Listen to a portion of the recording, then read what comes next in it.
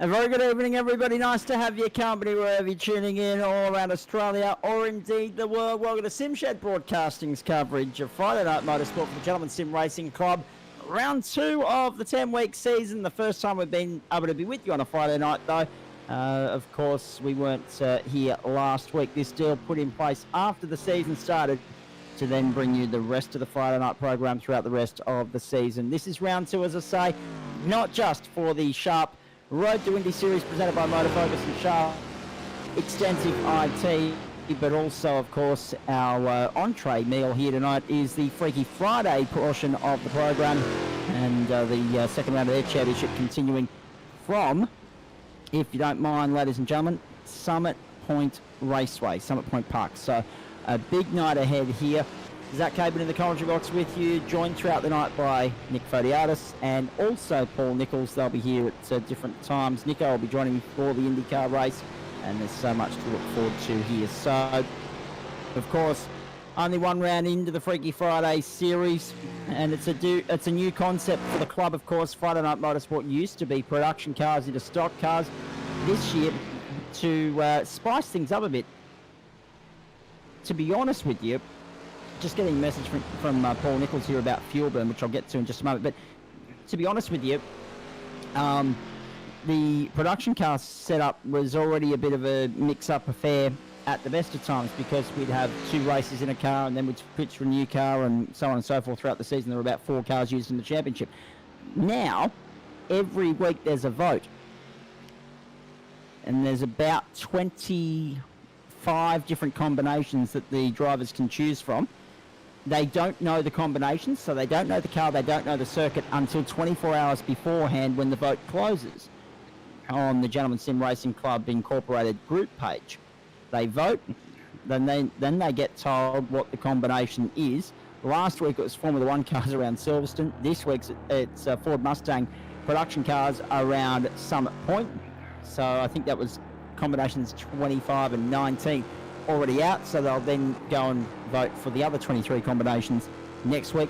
Highest vote wins. That's where we go, and that'll be the course, the par for the course for the next 8 weeks, and looking forward to it immensely. Now, you'll notice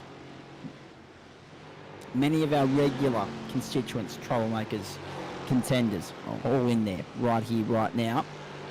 Not least, of course, Michael Hammond, Jackson Rayhana, Gary Cousins is in there, Shane Witt, Paul Nichols, Simon Ferris, Grant Gill, Oculair, of course, Jared Daly's in there, Adam Coughlin, Chris Stark. So a lot of people doing the doubleheader tonight.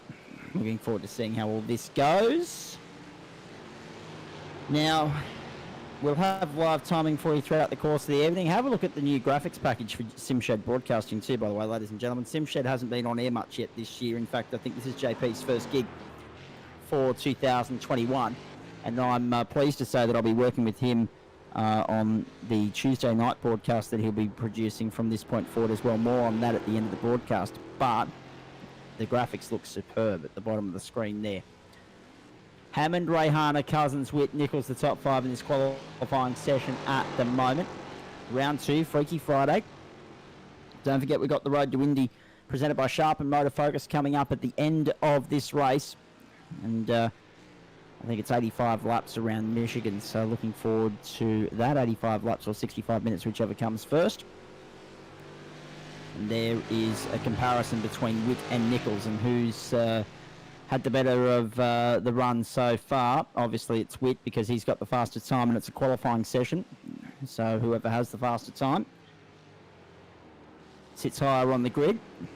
Paul Nichols will hopefully come in and do some in-race reporting for us. If not, he'll be our pit reporter or our expert co-commentator for the IndyCar race, which we're looking forward to very shortly, as we welcome my co-commentator for every other night of the year, Nick Fodiatis, into position now, the mastermind behind why you, ladies and gentlemen, are seeing Friday Night Motorsport for the rest of this first season of 2021. G'day, Nick. G'day. Far out my feet, I saw. Yes. Running around. Running around, in fact, getting to be fair, it's been TV deals, all sorts of things. It's been a busy week for you and the club, and specifically you. making sure this deal came to be. Great support from the people at Sharp Expensive IT and also Motor Focus, but also great to have our old friends at SimShed Broadcasting back as well to make sure that our regular director, Adam Lavis, can at least get behind the wheel of his sim at least once a week as well. That's right, yeah. Give him a bit of a reprieve, but also eat your heart out, Sean Seamer. I've gained sponsors and a TV deal. What did he do? Gain a TV deal. Very good stuff.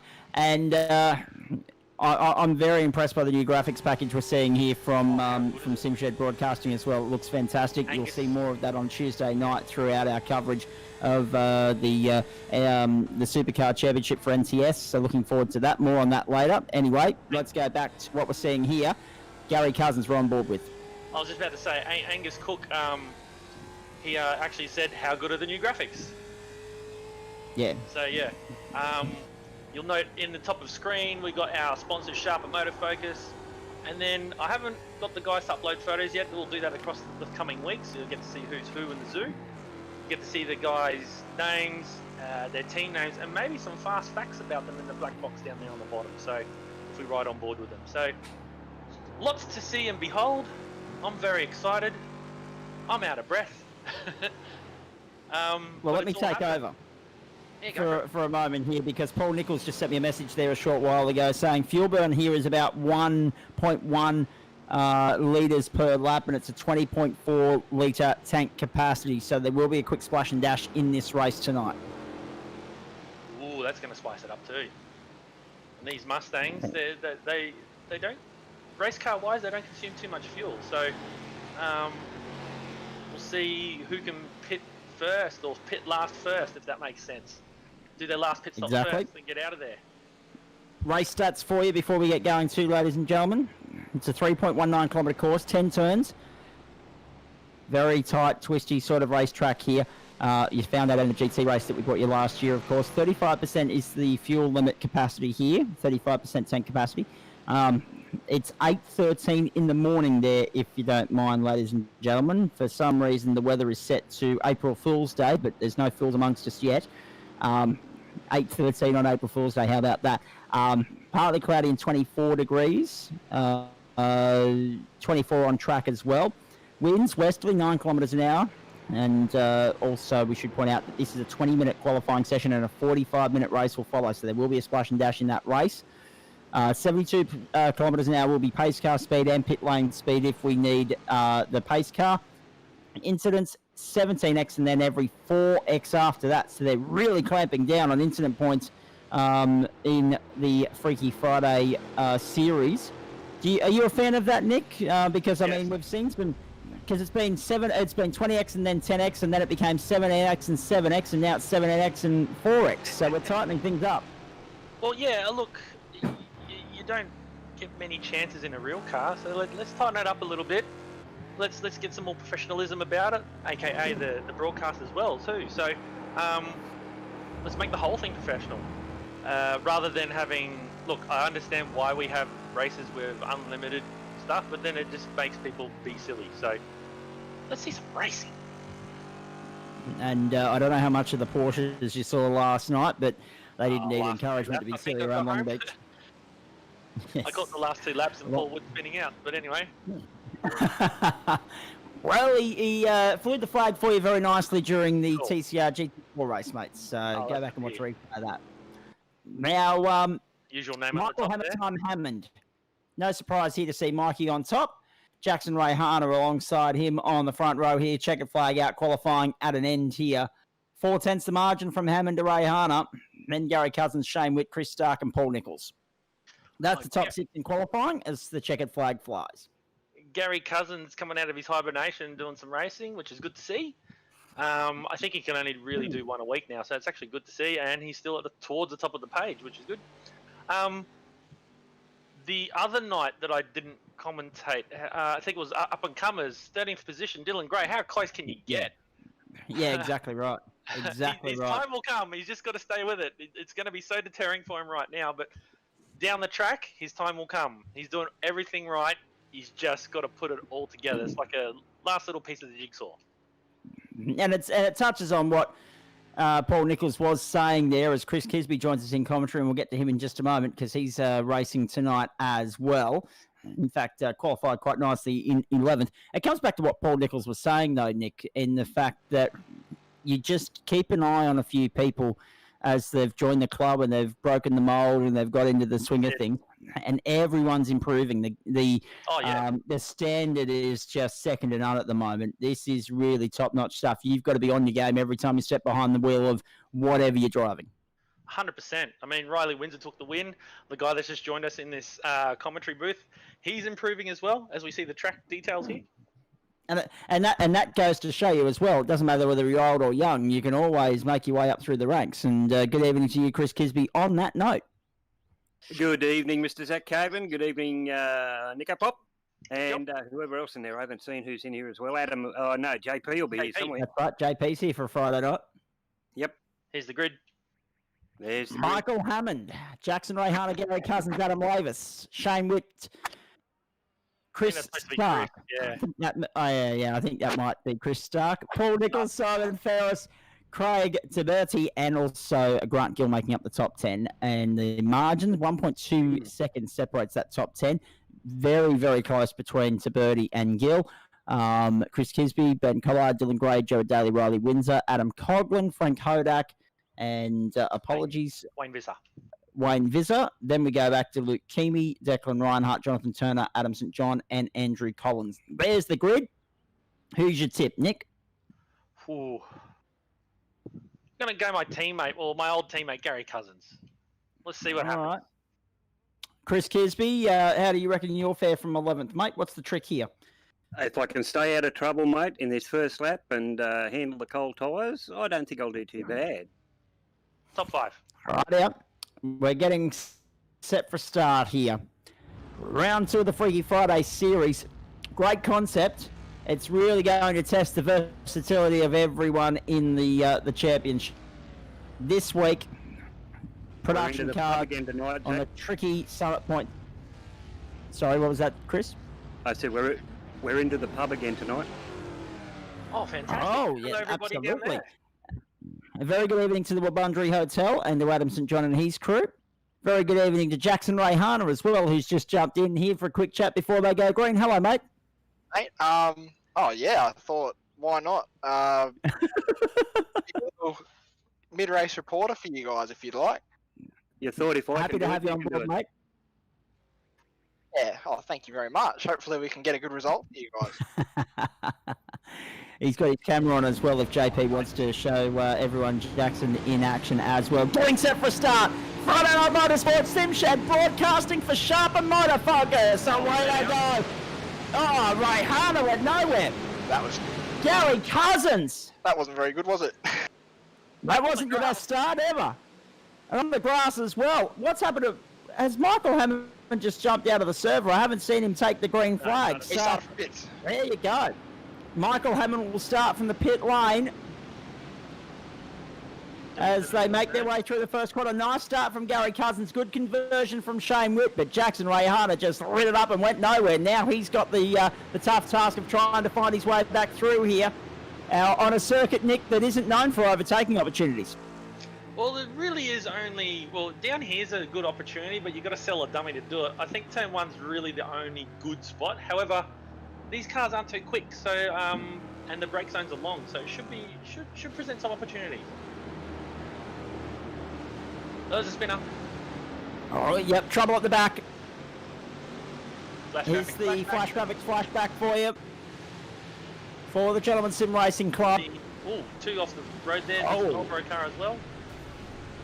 Does he get assistance? Just. Yep. Just a little bit of assistance there. Can't tell you who that is at the moment. The 611. Now we can. That's, of course, down the order here, Frank Hodak. So. I like you for Frank. There you go. Long race, though. So 45 minutes. And we should point out, standing lap time there was 1 minute 29.89. Now down on the inside, Ray Hunter to second. On the inside of Shane Witt, now trying to get up on the inside as well of Gary Cousins, but Cousins shuts the door. Oh boy, side by side on the run down to turn 3. You're right on board with him at the moment. Cousins, Rayhana, Witt. Could be on here.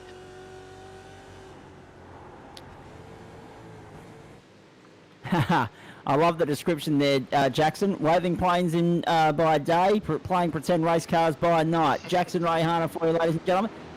Well, now, there's a couple of things that need to be sorted out there. Your driver profile says your age is Nan, right? And your hometown is Queensland. And that's actually a home state, not a hometown, but we'll let that slide for the moment. Lap 2, and Gary Cousins leads from Jackson Rayhana and Shane Witt. That didn't sound promising from Chris Kisby. That's the great thing about in-race reporters, ladies and gentlemen. You always hear the grunt of disappointment. Sorry, mate. Sorry about that. What'd you do, Chris? Yeah, oops. We'll get a replay in a minute, I'm sure. Right, here it is. Flash graphics, flashback. This will be Kisby. This won't be pretty. On the grass. And then bang. Not into the wall, but smack bang into the concrete. Like, you didn't go into the wall that was... You just went into the very start of it. You were banging right in the middle. You couldn't have parked it better, unfortunately. Yeah, I could have done. It's my bonnet is a V at the moment. Inside. Down the inside, Rayhana to the lead. On the inside of Gary Cousins. Job done. Cousins will look to fight back, but Rayhana shuts the door. Now for Freaky Friday, it's Rayhana in front in the Motor Focus. Sharp, extensive IT broadcast for SimShed Broadcasting and the Gentleman Sim Racing Club that we're bringing you this evening. The Summit Sim Sport entry leads the way. Hey, Jackson, just quickly, we'll get you to take us for a lap of Summit Point in just a moment, but since you're in here as our in-race reporter, but also secondly, mate, how are you finding the Freaky Friday format, not knowing the car, the track combination until 24 hours before we actually go racing? Do you like the concept? Oh, mate, I love the idea. It's a really, it's a good idea. It really focuses on your adaptability as a driver. And, just not knowing, I guess, and fixed setups. Fixed setups is the key too, I think. Yeah. That really brings the emphasis back, Nick, to driver ability more than anything else. 100%, because they don't have time to practice, and if they do, they mustn't be working. That's it. Yes. So yeah, you just got to just jump in the deep end. In the deep end, indeed. Lap 4. It is a 45-minute time certain race, of course. And then we get into an IndyCar race over 85 laps around Michigan for you. So it's not quite 200 miles around there, but it'll be somewhere in the vicinity of 170 miles. So looking forward to that race. Very shortly, we'll get Nick's thoughts on that before we get too much further into this race. Yes, Jackson? I'm gone. I've had a spin. Oh, there he is, no. Background. There you are in the background. What has happened to Jackson Rayhana? Here we go. Missed a gear. We didn't see it. It's so simple. It's alright, fight back begins. That's it. Mr. Not Gear, got on the often grass, you'd see a rookie unfortunately. error from this veteran of the Gentleman Sim Racing Club. There he goes, spinning onto the grass. Look at Just past where Kisby went straight back into the side of the concrete there. that. Some good camera. Not hard to do around this track. Not at all. I muddled up my sentence structure there a few moments ago. You found the edge of the wall, not the solid part. You found the edge at the side rather than the pointy bit. Yeah, you found the pointy bit. That's exactly right. Look who's So, inside.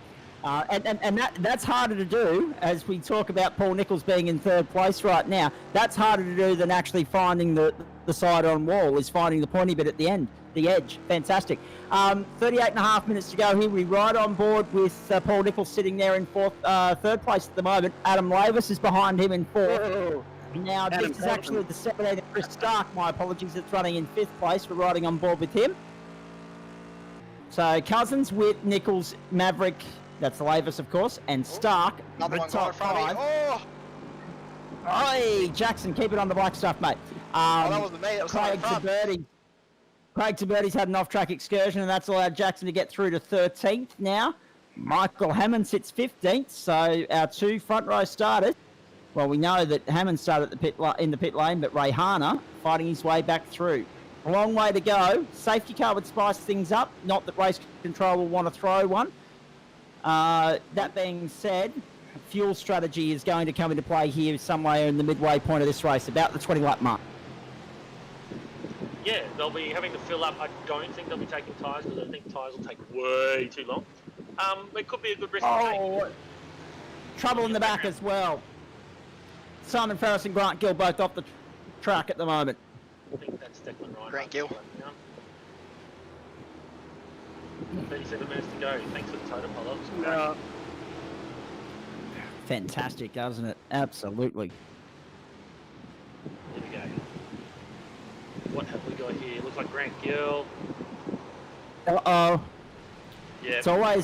It's always a bad sign when you get the wrong side of the white line. He's carried that into the grass, into the gravel. Oh, he nearly had it too. Yep. Then the next bunch of cars will come past. Oh, that's unfortunate. He had it. He's just that close. There we go. There was a totem pole. We can see. Great to have the company wherever you're tuning in. 36 minutes to go. Only 2 cars are left down. Did the 20 start? Sorry. 20. I had 23, but Adam St. John did not start in the end, so make that 22. Oh, because he's watching. I've already lost Andrew Collins. Yeah. Once again, hello to all the people down there at the hotel, Wabundri Hotel. They have to drink every time we mention it, so we just keep saying the Wabundri Hotel. And they'll keep It's going to be a very big... I'll tell you what, are we going to get them drunk tonight? Don't worry about that. Make sure you mention it in the Indy If that's the rule they're playing, absolutely, we are going to get them smashed. Gary Cousins. And it serves 2 purposes there. Everyone goes home with a hangover with a designated driver or an Uber or whatever the case may be. But then Adam St. John and the Wabundri Hotel make a nice, neat profit too. So it serves 2 purposes. Hotel? The Wabundri Hotel. Okay, there you go. So there's two One more two time? shots. No. That's it, exactly. Gary Cousins, Shane Witt, Paul Nichols, the top 3 at the moment. Hopefully they've got Canadian Club on tap down there at the Wabundri Hotel because it's always better on tap, by the way. And if you are drinking Canadian Club, you've picked a very nice beverage there. You won't be feeling as hungover as some of the people that have chosen tequila or vodka or whatever the case may be. Not that we're condoning it, of course, but Right. We'd love to be with you. Get 35 minutes and 10 seconds to go. That's it. These 3 have broken Good battle away. here. There's a 3-second gap to the 4th place and beyond. So, looks like these guys are just going to pace each other and get to the first stops. I just tried letting my teammate go, and he went off the track. He won't be happy. There'll be red mist all filling up all of the room in which Michael Hammond's conducting his sim racing tonight. And Jackson Rayhana is still 11th at the moment. Next target, Riley Windsor, got him. Make it 10th. We keep our eyes on the battle for the lead. Gary Cousins, Shane Witt and Paul Nichols. Looks like Wayne Visser coming out of shot there, and he's got Gary Cousins on him. So who's that? Number 55, Shane Witt. Right behind him, our leader extraordinaire, Paul Nichols. That's it. We'll have Nico in commentary in Nick's normal role for the IndyCar race. So looking forward to having Paul Nichols in the commentary box. We haven't had him much in recent times, so Friday night is going to be his regular gig. So we're looking forward to that. And of course, we don't get to spend much time with you now, Nick, either, because we get you on a Monday night, and then Wednesday, Thursday, you know where to be seen. But at least you're here at the start on Friday night as well, and we'll have you in the post-race show too. So just quickly, IndyCars, great a change-up from the stock cars. The stock cars were getting really good towards the end of the last year. But obviously, IndyCar, there's so much momentum and so much interest in IndyCar at the moment. It seemed stupid not to try and chip in on it. And everyone's come to the fore. We've got guys that you wouldn't have probably seen in the stock cars having a run in the IndyCars. And this year, as was pointed out to me earlier today, how's this sound? Romain Grosjean, 10 years of Formula One experience. Jimmy Johnson, yeah, exactly. 7-time stock car champion in the top flight. and Supercar champion Scott McLaughlin the last 3 years running, all vying for the Rookie of the Year. IndyCar is going to be well worth your time this year, isn't it? Rookies. These guys are champions in their champions in their discipline, and they're rookies. A bit like 90. I was pointing out to my mate. 93, Mansell, Stefan Johansson, and Nelson Piquet were all rookies. Mind you, Piquet only did the Indy, but still, three top class world drivers. Just like now, 3 more top class world drivers. So this is on. I somewhat feel sorry. Frank Hodak here, we're riding on board with him at the moment, so that's down 16th. He's got Grant Gill ahead of him, also Craig Taberti. I feel sorry for the actual legitimate rookies in the field this year, Nick. Geez, they're going to have a hard time of it. Well, that's it. I believe Jimmy and Roman are on limited schedules, but Scott's going to do the whole thing. So here we go. He's having a look. Good on him. I mean, inside Taberti. Oh, Taberti into the grass. Gill goes through, so does Hodak. And Taberti off track for the second time tonight. We should come back on. Still have a couple seconds to see. We've lost Gary Cousins. We've lost Gary Cousins. Dropping, yeah, it says look at him, slipping down the totem pole. He might have had some internet troubles, who knows? He's blinking all over me at the moment. There you go. Yeah, it keeps going up. Yeah, okay. Down. It's just like Glenn Possick waited a few rounds ago last year in stock cars at Phillip Island. That's it. So the we'll keep our eyes on. We'll have to keep our eyes on that because if Gary Cousins does drop out, that brings it down to a battle or two between Shane Witt and Paul Nicholls. And don't worry, if it's for the win, Paul Nicholls is going to go for it. Just quickly, my experience with that kind of thing, what happens is you start blinking, and then the computer can't capture the other computer where everybody's racing on as efficiently, and you start actually physically dropping down the field. Cars will just randomly pop up in front of you, and then you start falling down, and then eventually there'll be nobody there. So it's unfortunate. Maybe his partner is downloading something or watching Netflix, which can really interrupt stuff if you don't have a good connection, and it makes life hard from that point on. Now, let's just touch on a couple of other things too, Nick, with regards to the Gentleman Sim Racing Club IndyCar Series. It's an even split. Yep. Excuse me, I'm going to sneeze in a minute. It's an even split, ovals and road courses. And to be fair, as we watch a move here on the inside, nice move too. Excuse me, I knew that sneeze was coming. Oh no, turn round! Trouble there. That was a spinner. Reinhardt into Ferris, was it? No, Mikey was blowing up. I think Winter. it might have been him. Oh no. It's hard to tell, of course. We haven't got numbers coming through to us at the moment. Have a look here on the bottom of your screen. Turning in. And Mikey, bang, bang, bang. And round he goes. Really a place to look? No, I mean, I wouldn't you thought can look, but you're probably not best to back out of that.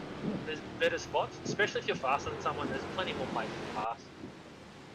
But anyway, so sneezes and crashes aside, IndyCar. Let's talk about that while we've got you, Nick. An even mix of 5 and 5. Road America last week. We've got some iconic. Oh, car off in the wall. Actually, we'll get a replay of that for you as well. Flash graphics, flashback time. Another car visiting the dirt. Was he assisted? The answer to that is no. Nah, he was no assistance whatsoever. Just did it on his own. Dirt and right foot. Too wide. Oh, got assisted on the return though. 175. Oh dear. That is, of course, down the order behind Frank Hodak. Wayne Visser, of course, in 19. I like the Wayne. Sorry, yes. Even split between ovals and road courses. Yeah. And to be fair, you've got some of the most iconic circuits in IndyCar history, plus Phillip Island. So I mean, and to be fair, you look at that calendar, and there were a couple of other circuits that we could go to, and I think Twin Ring, Montego, and a couple of others that we haven't even scratched the surface with yet. So if IndyCar proves popular this season, bring on season 2. Well, that's it. There are a couple of tracks. There's actually I've made 2 complete different lists of tracks. And so we're using list 1 in season 1. will be truncated by a NASCAR season in between, and then season 3 will be my second list of IndyCar tracks. So I've tried to cover as many things as possible. We've got night races, we've got oval races. I believe we've got Twin Ring Métis, but I've got to find a setup for that. Got to keep it simple for everybody to do. It's going to really test the disciplines, and I'm going to have a quick chat to Adam, but we'll also say look at the points and highlight who's the best oval racer in the IndyCar and who's the best road course racer as well. So should be good fun, because the ovals are a lot more of a lottery. Oh, absolutely. Don't look at that replay. And we go to a flash graphics track. Chris Kisby, again. Right there. Got to do it, Chris. Sorry, mate. Into the grass. Just the exit of the side of the road there. Yeah. Mustang's a foot shorter. I was keeping up with the 1, 2, 3. See, you shouldn't draw attention to it, Chris. They wouldn't have, might have went over their heads if they didn't. That's right, mate. That's right. But we get it on the live timing off track, and then it stays off track for quite a while. We know something's happened. Is it going to fly down here in turn 1? My eyes lit up when Jackson spun and I saw him in front of me. Who we got here? We got Jackson and who's it beside him? Mr. Dylan Gray. Dylan Gray. And watch Jackson try and force his way, muscle his way through on the inside. Muscles Dylan out of the ride. Ray Hunter to 8th now. Next target will be Jared Daly just up the road there. And then Ben Collard, who's a little bit further down the road. Chris Stark is 5th, Adam Lavis pretty in 3rd, but not too far off Shane Witt. They're all trying to go with and overtake eventually Gary Cousins. Here's the battle for...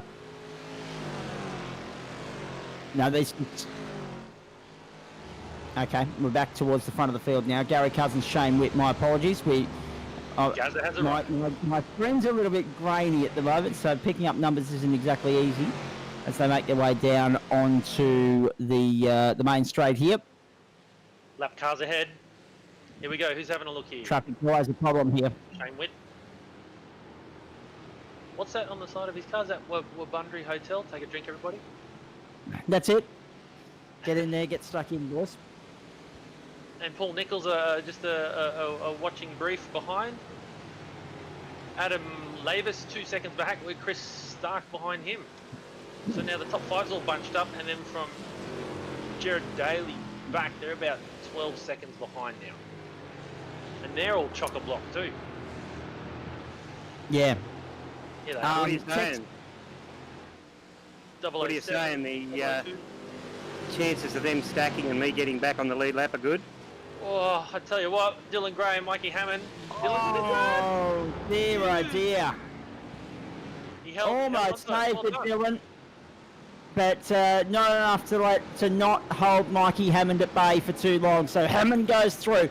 25 minutes left in the race. Hammond back to 8th. Next target, Ray Hunter. Ray Hunter's next target is Daly. Log gem of cars here at the moment. Half race distance is just around the corner. Just to point out too, Nick, I hope Texas Motor Speedway is on the second list that you've got, because it's an omission from the first list. It always throws up good IndyCar racing. I'm looking forward to seeing it. Cousins, Witt, Nichols, Maverick, that's Lavis, of course, and Stark, and Dylan Gray's in the pit lane. And a flashback to Chris Kisby. Anytime he makes a noise. He makes it so easy for us. You leave them room and they still take you out.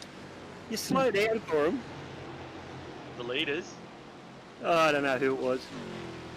I saw him coming, We're about to find out. Get to the inside. He might be applying some Here we go. cards here.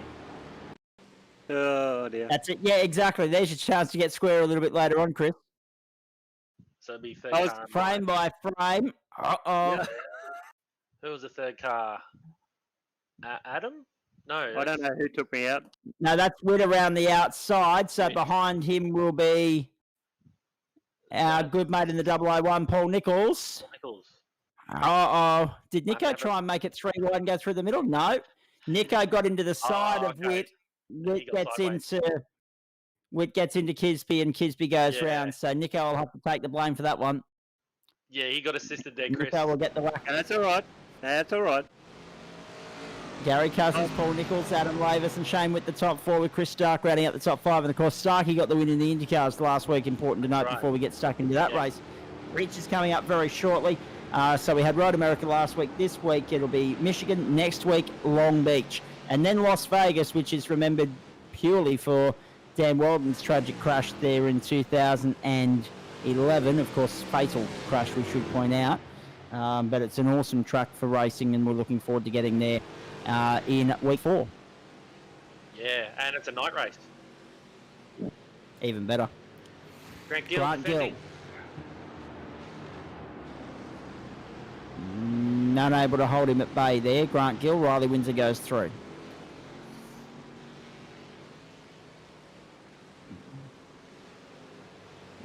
Yes, good point.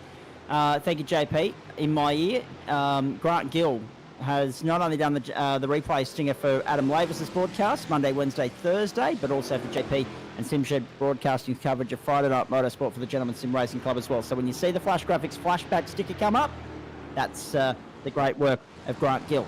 Rightio, Shane Witt in the pit lane right now. All right, first guy to jump.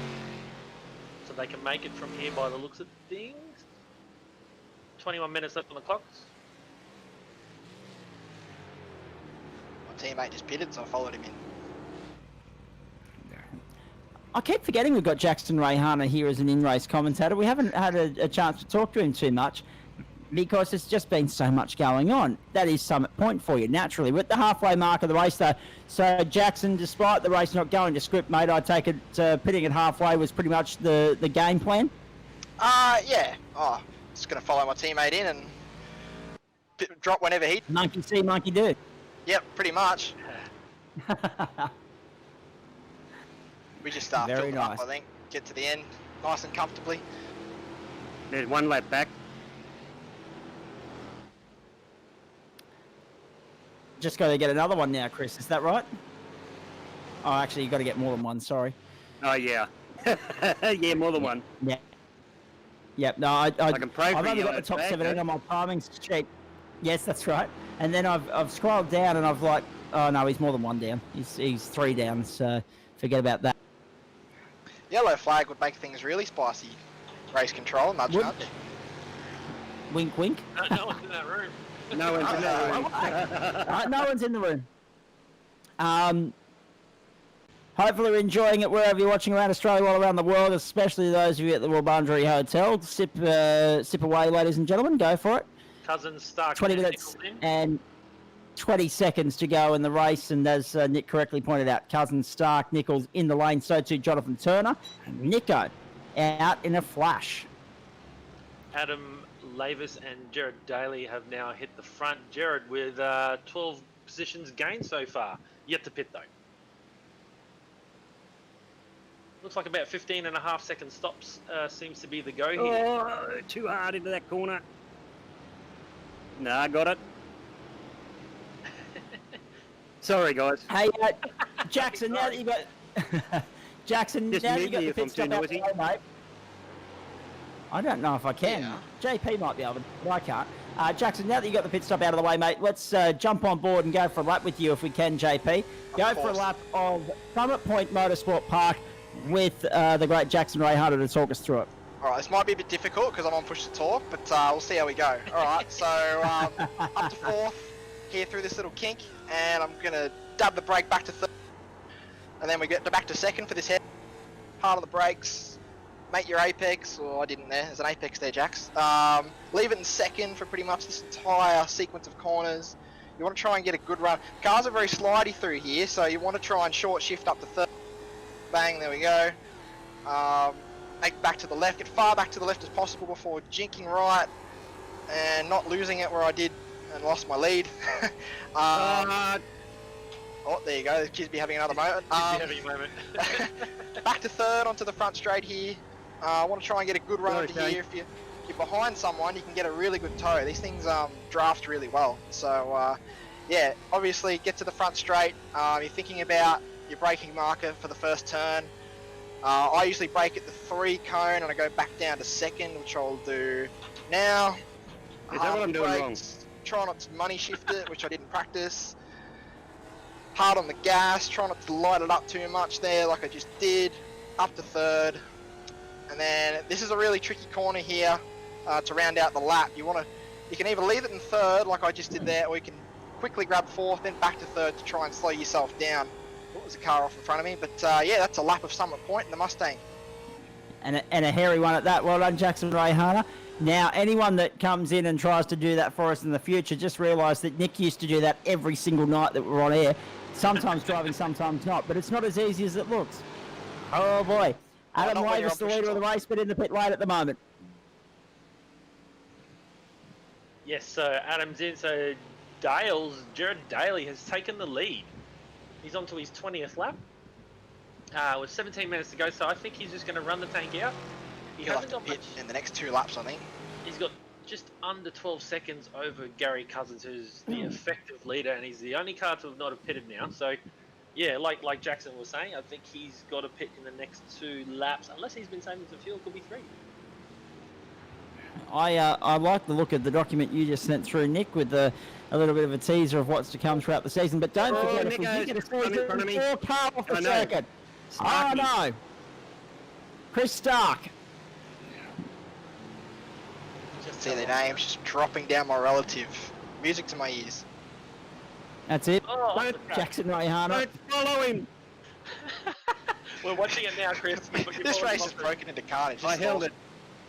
Oh, hell, Yeah, right. This when we go to Summit Point. Watch down the inside. So, bucket and spade time. yep, the pair of them. Straight through the gravel. So if you Oh, didn't get monkey enough see, gravel, monkey Chris do. went and got the grass on the other side. Yeah, There you go, And Jersey. Dale was in.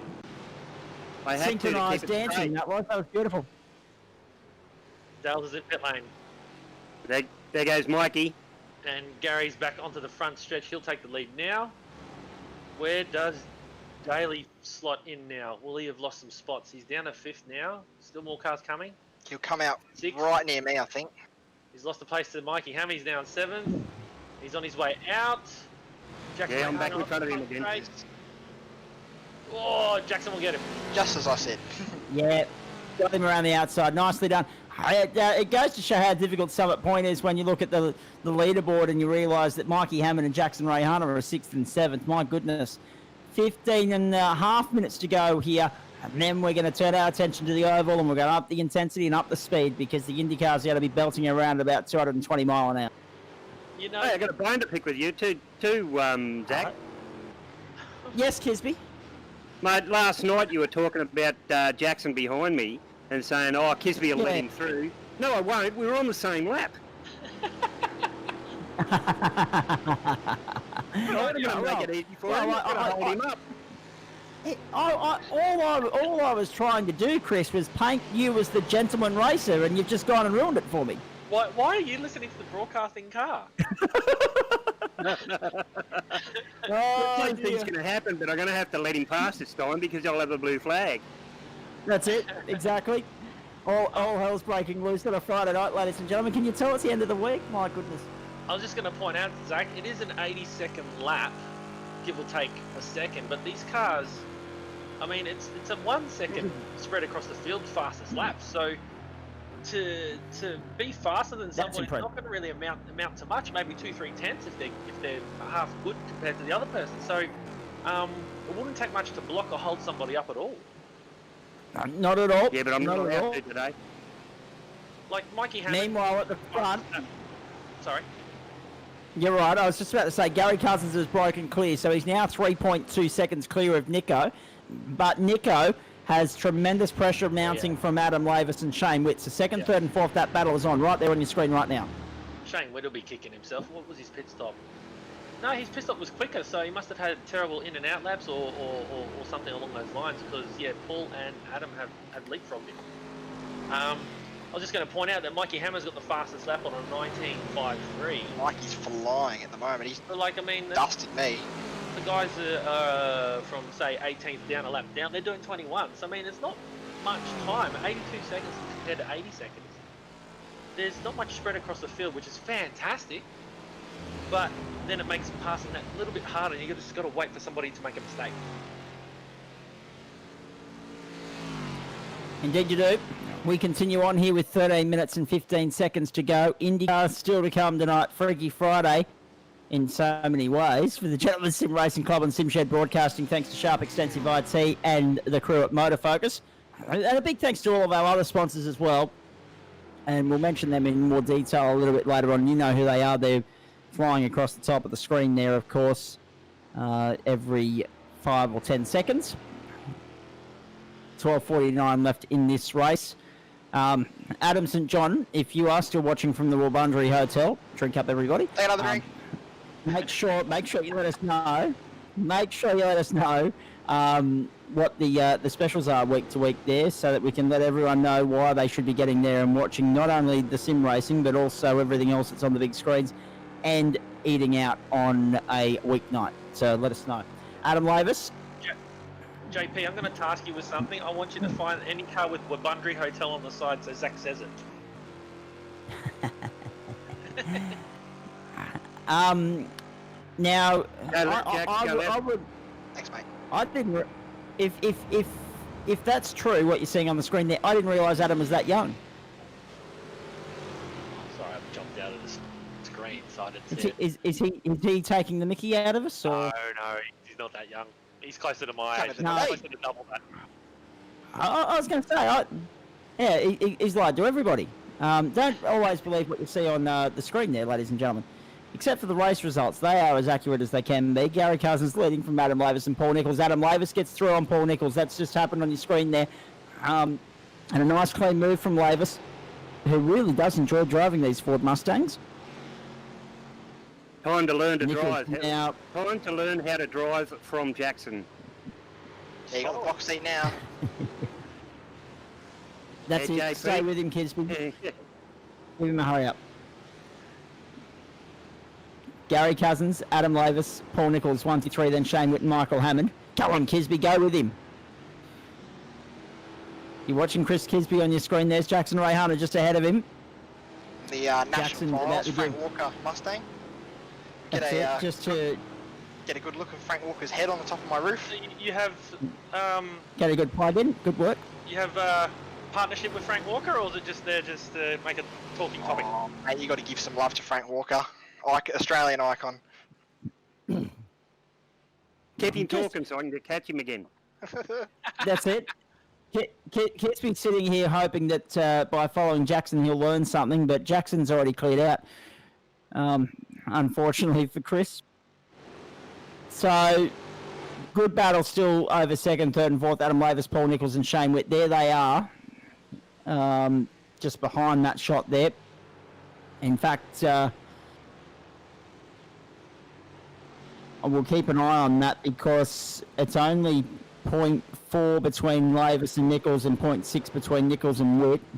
And we'll keep our eyes on Jackson Rayhana as well as he tries to fight back and catch Chris Stark. But I think he's going to run out of time there because Starkey's too far up the road. 9 minutes 50 left on the clock. What's that? So 3 laps is 4 minutes, 6, 7 laps to go, maybe 8, depending upon when they can get back to the line.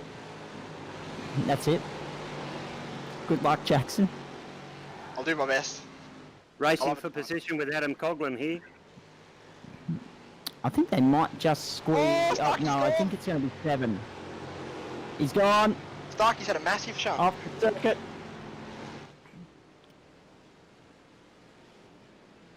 There you go, Zach. Didn't even take half a lap. No, not at all. So Starkey's had a massive shot. Just, I heard the K sound on there, and I was hoping you didn't say something else. Starkey gone. Have a look at that.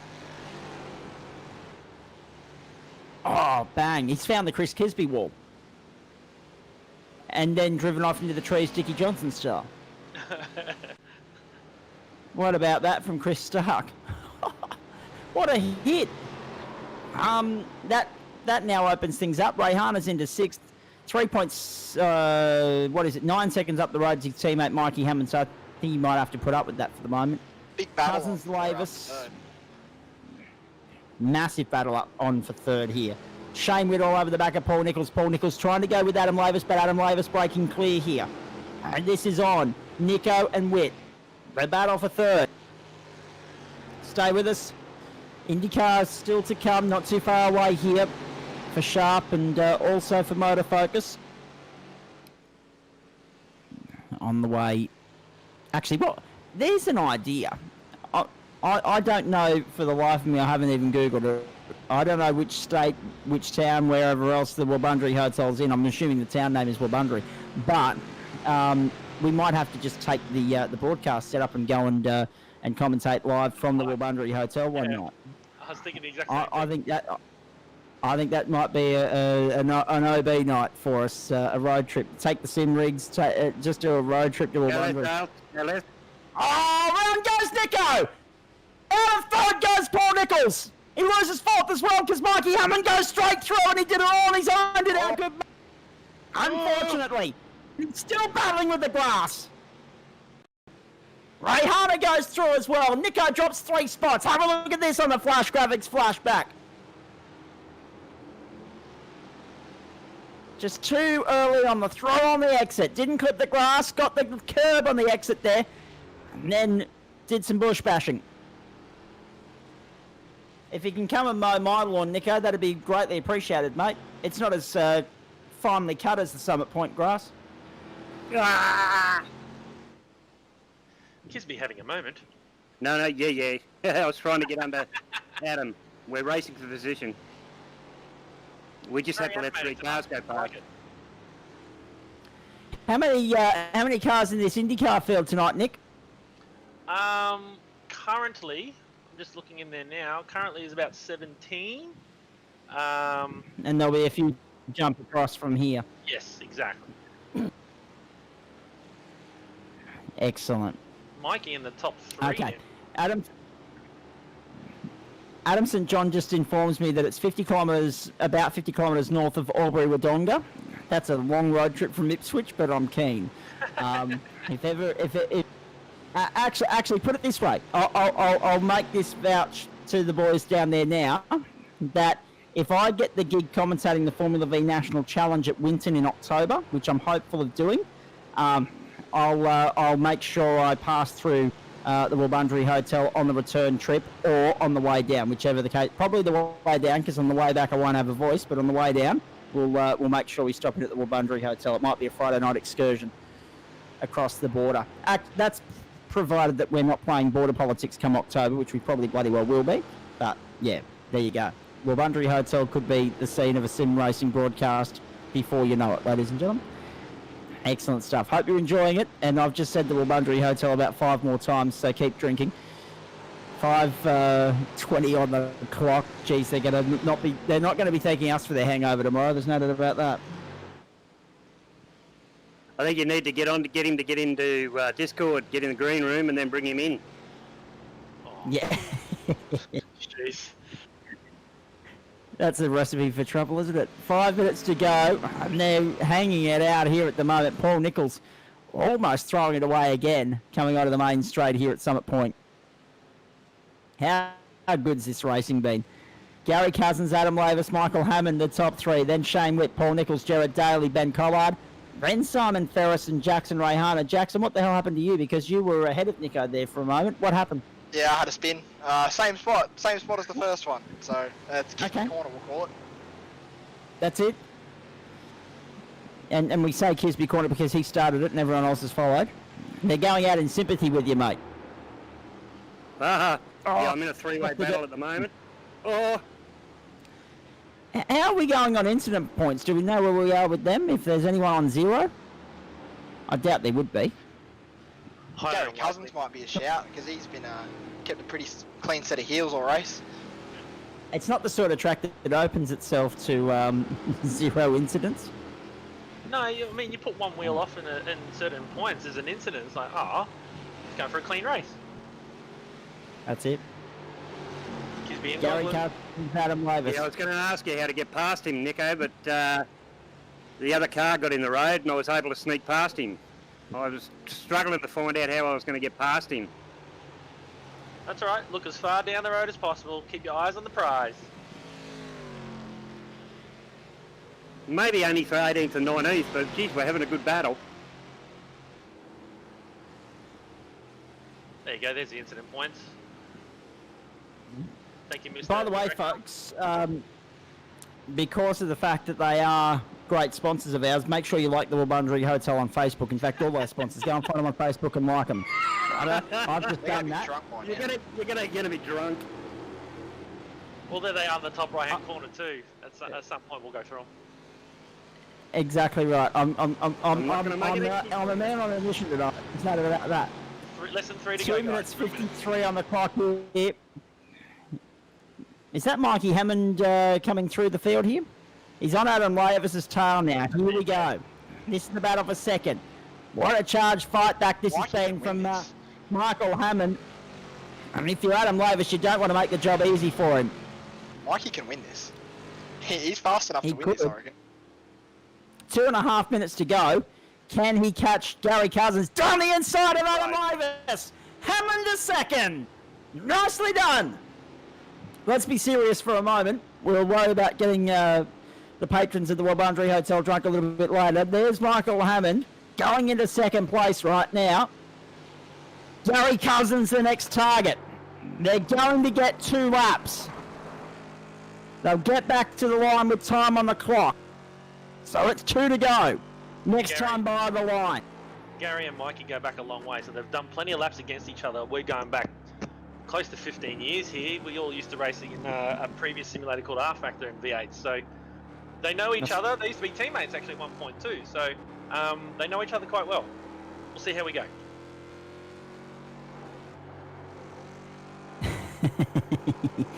I'm just being reliably informed that there'll be a lot of very poor games of cricket and lawn bowls being played tomorrow because of our drinking antics at the moment, so this is very good.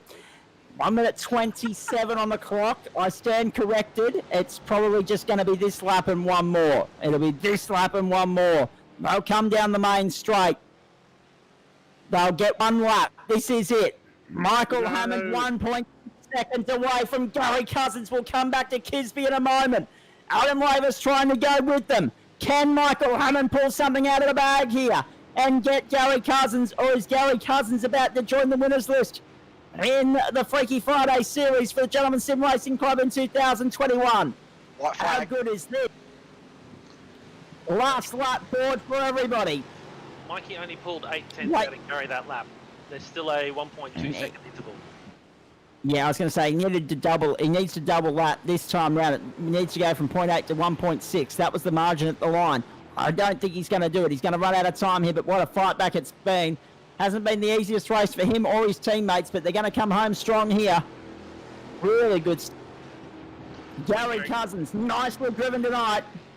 When they cross the line, I'm going to have to He's duck off. about to get a win. No worries, Nick. Thank you. Good luck with the IndyCar race. If it's not you that takes the checkered flag, who's your prediction? If it's not me, it's me. Watch my mate John O'Hill, mate. Yeah. Number 66. In the double for All right, big copy great that, car. mate. Thank you. Last turn, checkered flag. Michael Hammond and Gary Cousins. Hammond has a sniff. Cousins wins it. Across the line they go. Gary Cousins gets the job done by 0.1 of a second. What a fight from Michael Hammond. And if there was one more lap in that, it would have been his. Really good stuff. Adam Lavis third, Shane Witt fourth, Paul Nichols will come home in fifth, or will Jared Daly pip him? Let's have a look here. Across the line they go. Nichols gets it from Daly and then sends it into the stratosphere. What about that? Daly 6, Ferris, Rayhana, then Collard wins at the top 10. At the end of 33 laps of competition, at one of the trickiest circuits going around, Summit Point Motorsport Park. What about that? Oh dear. Jackson Wow. Oh, that was and fun. Kisby. Kisby, you're stepping into race control for IndyCar. We know that. Thank you. Good luck with that. We'll check in with you very shortly. Michael Hammond is in the broadcast booth with us now to have a quick chat here, as is Adam Lavis, as is Dylan Gray. We'll get to those boys in just a moment. Riley Windsor too. Jackson, well done, mate. Nicely driven. Obviously not the result you were probably hoping for, but you kept us entertained along the way. And what are your thoughts now on IndyCar, mate? Now that you've got that headache out of the way. Oh, mate, I'm excited. Something with some downforce, some power. You know, it'll be good. It'll be interesting. folks that have been watching me the last few months have never watched me do an oval race, so dipping our toes into the sea. Well, I won't say a new pool. I'll say it's a new sea. But yeah, no, I'm excited. I'm keen. All right, go well, mate. Looking forward to seeing how it all plays out. We'll catch up with you at the end there. The results flicking through on your screen now, of course. In the end, 14 home on the lead lap and a few retirements down there from Chris Stark onwards. Michael Hammond, well done. Nice fight back. You almost got him. Yeah, it was just those couple of mistakes I made, which kind of made me suffer at the end. But this is the thing, isn't it? When so many of the experienced campaigners are making mistakes on a circuit like this, you get to get a grasp of how difficult Summit Point really is, don't you? Yeah, you sure do. And then, there's some people blocking at the start of the race, which I'm not too happy about because I don't know why you would block at the start of a race. There's 45 minutes of racing going on. Yeah, exactly right. But apparently they're all one in the first corner. This one wasn't tonight, but well done to you anyway, mate. You're jumping in the IndyCar? No, I don't have the track, and I'm not buying an oval track. Okay, fair enough. So we'll see you there next week. No, oval tracks, but yeah, just not this one. Right, no worries. What's on the agenda for the next few days, mate, as far as sim racing is concerned? Obviously, Monday night, Intro to Wings GT3, you'll be there? Hopefully I'll be there this time if I can get in. Good on you, Mikey. Thanks for the dig. Not the dig. I had to. I was like 2 seconds short from getting in. Yeah, we had an issue. Dear. The heat server. Anyway, all good. We'll sort that out for next week. Don't worry about that. We'll get you sorted. Mikey, thanks for stopping by, mate. Appreciate that. No Dylan Gray, your thoughts on all of that? I'm not 100%. I don't know what was going on with my driving tonight. Man, it's been a big week. You're probably just a little bit tired, I'd say. No, I've been a bit crook for the last 2 days. Well, that'll do it too. Just as long as it's not the dreaded virus that everyone's whinging about at the moment, you'll be right. No, it's not that. I know it's not that. Good. That's good. I'm very pleased to hear that for so many reasons. Go well. Rest up over the weekend. We'll catch up with you Monday night. Hopefully. Adam Lavis, well done. 3rd place in the end. He sounds like he's deaf warmed up at the moment. Poor old Dylan. He's very I'll positive tell you what. interview, wasn't it, Dylan? Come on. No. Shut up, mate. He'll be right. Adam Lavis, well done. 3rd place, mates. Just couldn't stop Mikey from getting through on the end there. Well, he was coming at around knots. He caught me like a second lap that lap before he passed me. So I was only catching Cousins by about 0.2 a second. So I thought if I let Mikey go, maybe he can get up there and may have an accident with him with the red mist. But he didn't quite get there, so settled for 3rd. Exactly, but it was a nice drive, mate. Obviously, you're someone that enjoys Summit Point, clearly, based on the results here. Oh, oddly, Summit Point was never really a track I was that good at. And also, I've never been good at the Mustangs, but tonight it all went together. So tonight was a bit of a lucky night, I guess. Got on the podium again, so good stuff. Jumping in the IndyCar? Already here, just trying to learn how to get in the pit lane. All right, mate. Good luck with that. We'll check in with you at the end of the race. Okay, good luck, boys. Good stuff. Riley Windsor, your thoughts on all of that? I really enjoyed it. I wasn't, that was actually my first race in the Mustang. I bought it about 30 minutes prior to the race, chucked a Wurundjeri Hotel livery on it, and away we go. So, no practice, just jumped in and fought back and made some cool moves. So I'm happy about that. That was the Wurundjeri Hotel livery, wasn't it? Just for clarification there. That was the Wurundjeri Hotel livery, mate. There you go. We've just given them an extra 2 sips. We're playing a drinking game tonight, Riley, where every time we say the Wurundjeri Hotel, everyone in the pub's got to have a sip. So they're going to be properly gone by the end of the night. What pub was that, Zach? Wurundjeri Hotel. Wurundjeri Hotel in the town of Wurundjeri. Beautiful part of the world. 50 kilometres north, we've been told, of Albury, Wodonga. We're planning an OB from there before the end of the year. Nico, don't worry about that. Sounds great. Sounds great. I'll be there. A gentleman's sim racing club excursion to the Wurundjeri Hotel. Absolutely. Could you imagine? I think the club could fund a couple of beers. Exactly right. Riley, because we're chopping and changing here, getting ready for IndyCar, just quickly, the concept of Freaky Friday, are you liking not knowing what you're going to be driving 24 hours before the event? Are you liking that intrigue and mysterious nature of it? I just did this race because Summit Point is one of my favourite tracks. But yeah, it's a really cool concept. If I had more content, then I'd be wanting to do it, but well, soon, so they're asking. Just got to hit that up for some more racing dollars, mate. That's it. No, Maybe I a just asked for sponsor, more maybe Bunbury. Bunbury Hotel. 100%. Hey, Nico, too, what we should point out, it's not every day you hear someone jump in the green room here or in the commentary box, I should say, and say, Summit Point's my favourite track. No, I know. Actually, I like it. Yeah, I actually really. It's very technical, and you have to be so precise. As you saw, like one of the best drivers in the club, Jackson, had tiny mistakes, and it cost him a lot of time. Obviously, it's a really tough little track, and that's what's so good about it. You've got to concentrate for 45 minutes. It's certainly sorts out the what would you say? The bad drivers from the good. I don't know. When I racing brought it into the AI racing, I just drove it and skip arbor constantly, back and forth. Yeah. And it's phenomenal stuff when I slow car. Yeah, absolutely. Yeah, great. Yeah. Riley, you guys in the up and comers, I believe you're in the IndyCars this coming week. So are you jumping in now to have a crack before Wednesday night or not? I've spent my sponsorship money for this month, so I won't be racing tonight. Rightio, copy that, mate. Thanks for dropping by to have a chat to us, and have a nice weekend. Thanks, mate. You too. See you on Wednesday. Looking forward to it. Fantastic. Now, Nico, speaking of mistakes, what happened? Because you threw away a podium there. I did. Turn one. That car is. I mean, the tyres get so hot late in the race, and you just put like 1% extra, right foot, and it just wants to spin. So yeah, my fault. Lost a bit of concentration. I saw Mikey. I was checking the mirrors, and Mikey was coming, and Shane's coming as well. It's like, but yeah, really enjoyed that race. Cracking fun up the front there. Just had a great race. Really enjoyed it. All right, we're just loading into the Michigan server, ladies and gentlemen. So that's why you're seeing nothing on your screen there at the moment, but we will have pictures from the Michigan International Speedway coming away very, very shortly. In the meantime, perfect opportune moment for us to say a big thanks to all the people that make Friday Night Motorsport possible for you. In fact, the whole suite of Gentlemen Sim Racing Club broadcast events. In fact, tonight, most notably, of course, Sharp Extensive IT and Motor Focus Quality Scale Models. Also, the great people at SimShed Broadcasting. Every other night of the week, it's these people. Flash Graphics, Rockdale Volkswagen, Stone Cold Racing, Adam St. John and the great people at the Wandering Hotel, Get Drinking Boys.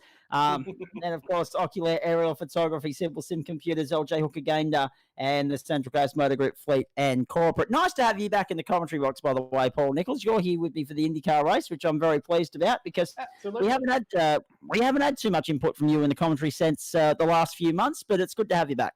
Yeah, good to be back, mate. No, looking forward to this race. We've got an hour and 5 minutes, 85 laps of racing, so it's going to be certainly very intense. We're just about to jump into qualifying by a little bit, so it's going to be a long race. And these cars, I jumped in today just to do a little bit of practice. I hadn't actually driven the car on this track, actually by the track tonight, and just did a couple of laps. Certainly plenty of downforce, and it's pretty much flat out 6 gear. The whole track, you just need to lift a couple of times. It's virtually like 2 corners. So it should be fun. Looking forward to it. Nico Pop's put a lot of effort into the setups and stuff, so it should be good night for sure. Indeed, it should. Great to have you with us wherever you're tuning in all around Australia. From Willowbank up here in Queensland to Wurundjeri down there in New South Wales, right around Australia, of course. Let's think of all the other W names. Wangaratta in Victoria, Wanneroo in Western Australia. Yeah, exactly. Warrnambool. That's right. Wyong. Wyong, correct. We already said, yep. So, there's just near Wyong called Watanabe. What an unusual name, Watanabe. I was going to say too, that whole alliteration thing for me, that was inspired by, of course, John Deeks when he used to do the intro to Wheel of Fortune. Yes. From from Wangaratta to Wurundjeri, right around Australia, it's time for your favourite game. That's it. There you go. No other days, back when game shows dominated 5 o'clock, eh? Yep. Excellent Come on down. Remember that? The Price is Right. That was my personal favourite actually. If I didn't take up motorsport commentary, I wanted to be Larry Emder.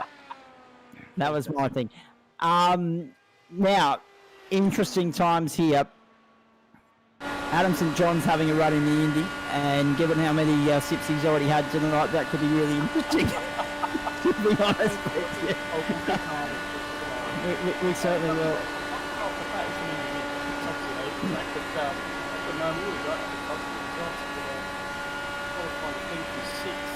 So 2/10 of a second separates the top 24, Nico. This is going to be good. No, not only is it going to be good because obviously it's oval racing, it's Michigan, so it'll be nice and tight. It'll be like watching NASCAR's Daytona or Talladega Star. But it's also going to be good because this 85 laps, people say, oh, you know, oval racing can get a little bit stale, repetitive, boring when they're just going round and round and round. And at 85 laps, this will go quick. Absolutely, yeah. I mean, they're in short laps, so 32 seconds. They take 33 second laps. It's not going to take too long to watch that. So we've got an hour of racing. That's really good.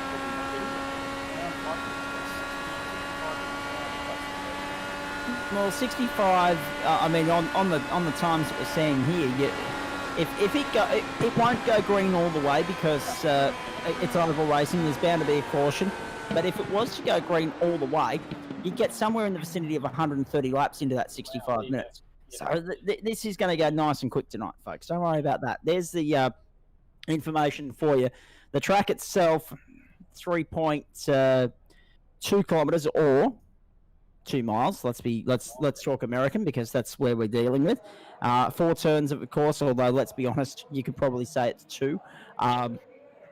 The Dallara IR18 is the car of choice tonight. 50% fuel limit in these cars. Tyre set limits in this race, 7. Make a note of that as well. There is a fast repair limit of 3. And interesting to point out as well, Nico, there's a couple of little changes here from what you'd normally see with the stock cars. The weather, it's the 11th of the 4th, so we've gone further into the future than what we already started the night. The 11th of the 4th, so that's the Sunday after Easter at 2:21 in the afternoon, so by which point we're back in sync with the rest of the East Coast, and it's only 14 hours difference between here and the United States. So, I mean, 2:21 in Simland is far better than 2:21 in real life because that's 4 a.m. in the morning and stuff doing that. Partly cloudy, 26 degrees, on track 44. The winds, northerlies, 3 kilometres an hour. The race itself, as you know, we've had a sole qualifying 2-lap shootout for these guys, but the race will be 85 laps. Pace car speed 113 kilometres an hour, which is quick for the pace car. Pit lane speed 89 kilometres an hour. Incident count penalties 17x, and then every 7x after that. But if you get to 31, you get disqualified. You're booted. You're gone. So that will be interesting to see if anyone treads the boards there and tests the limits and tests the waters. Of course, we are in the closing stages of qualifying. There are just 3 minutes to go here. Nico, I love the fact that we're going to have stock cars in season 2 and then IndyCar season 1 and 3. But then who knows what season 4 will bring, whether we'll be back to stock cars or whether we'll have a third season of the IndyCar, because already this is proving exceptionally popular with the drivers. 26 on the grid tonight. Yeah, absolutely. I think Nico Pop's done a great job. He's the manager of the series, so he's put a lot of effort into getting this together, and been a lot of interest in the club. As you can see, the turn up tonight, we have 26, 27, 28, 29 in the server. 26 have set a time. I'm not sure about whether the people that haven't set a time have to start from pit lane, but it'll be interesting as Nico Pop's just doing a pre-race announcement at the moment. Entry to pit is critical. If you make a mistake entering the pit, can ruin your race. As we've said right throughout the broadcast, and we've had a lot of fun tonight. Everything from listening to Chris Kisby get crappy with himself to Jackson Rayhana kicking his own backside for his mistakes, to having a good laugh at all the banter there, to obviously encouraging responsible consumption of alcohol at the Wabundry Hotel. Go on, boys, have another one. Wabundry Hotel. That's it, correct, Wabundry. So they're going to hate us tomorrow. But we were saying during that race, Nico, while you were so beautifully showing us how it's done around Summit Point, until you come unstuck, of course, that there's a lot of interest in IndyCar right around the country, in fact, right around the world at the moment, because I mean, the caliber of drivers there this year is second to none. It is truly an international championship now. It's just a shame that all the races are in the Northern American part of the world rather than, having a couple of international races like what Champ Car used to do. It'd be so good to see. I mean, IndyCar, NASCAR does 36 championship races and then a couple of non-championships as well. And it'd be really nice to see if IndyCar, could stretch their schedule to maybe 20 races once we're allowed international travel and all that again.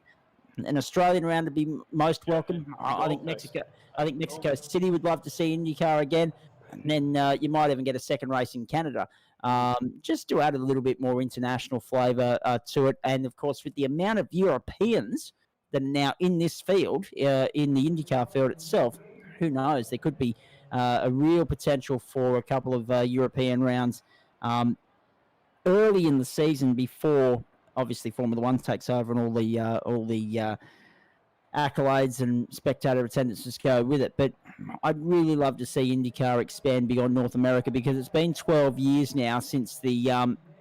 By the way, we've just got another car coming out onto the circuit, but they're going to run out of time. This is Michael Angus. He's going to start at the rear of the grid here because the 10-minute limit for qualifying is done and he is gone. So poor old Michael Angus left his run a little bit too late there.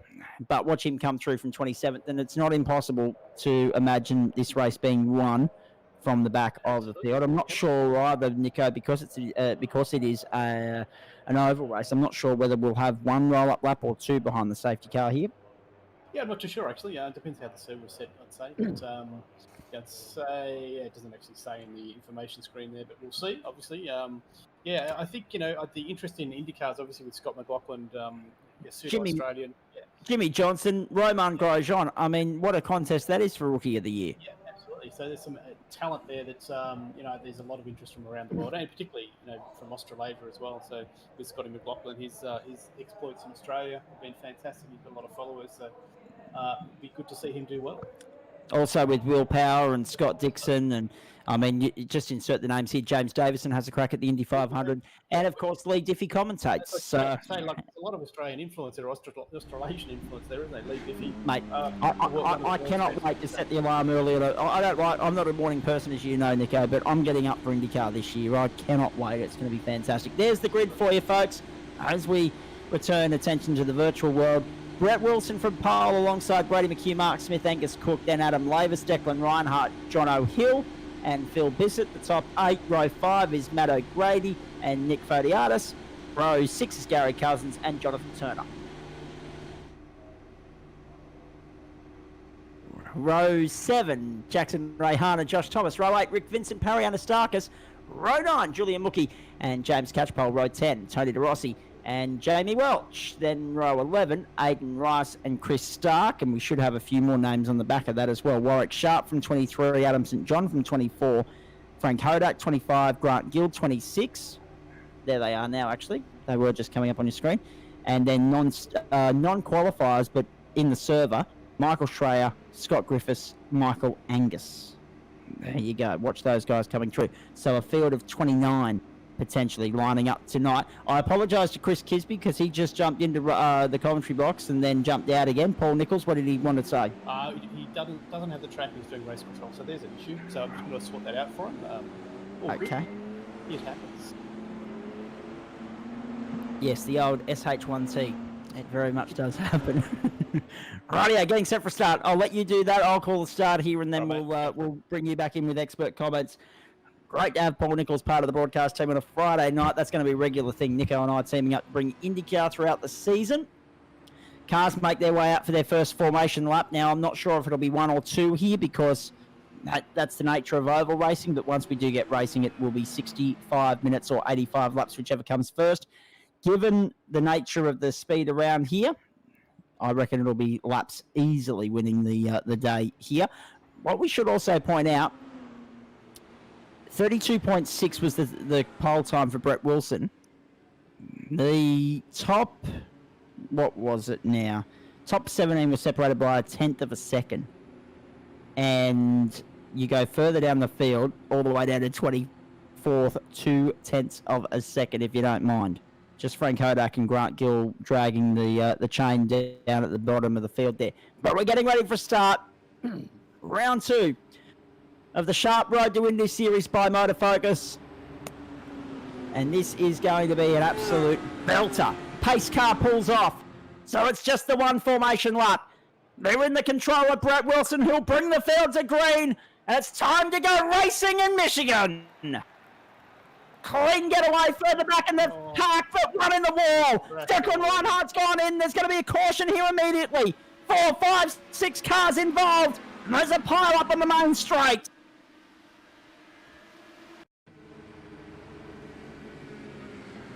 I think that might have to trigger a caution here, but Chris Kisby's not in race control, and I don't think Nico's in there either for us, so I think we're going to be going green all the way. Oh, no, there's the caution thrown now. Paul Nico's in there. Nico's on it. Good boy. So caution thrown on lap 1. Actually, the part of the rules were there were meant to be no caution the first 5 laps, but I think based on that start, we had to throw one. So that's it. Yep. Exactly, and there will be a swarm of cars coming into the pit lane to get themselves sorted there. Hopefully we'll get another replay of the start there in a moment. There was a little bit of interference there with netcode and whatever, but really good racing set for the night. However, what happened there at the start, not ideal, and thankfully there are 3 fast repairs for the cars tonight. Have a look at this, the replay of the start. It just looked like 1 or 2 jumped the gun. Yeah, well, when the pace setter is the leader, it's on his throttle. So if he doesn't go and everyone else does, thinking the green flag's going to wave, that's why incidents happen.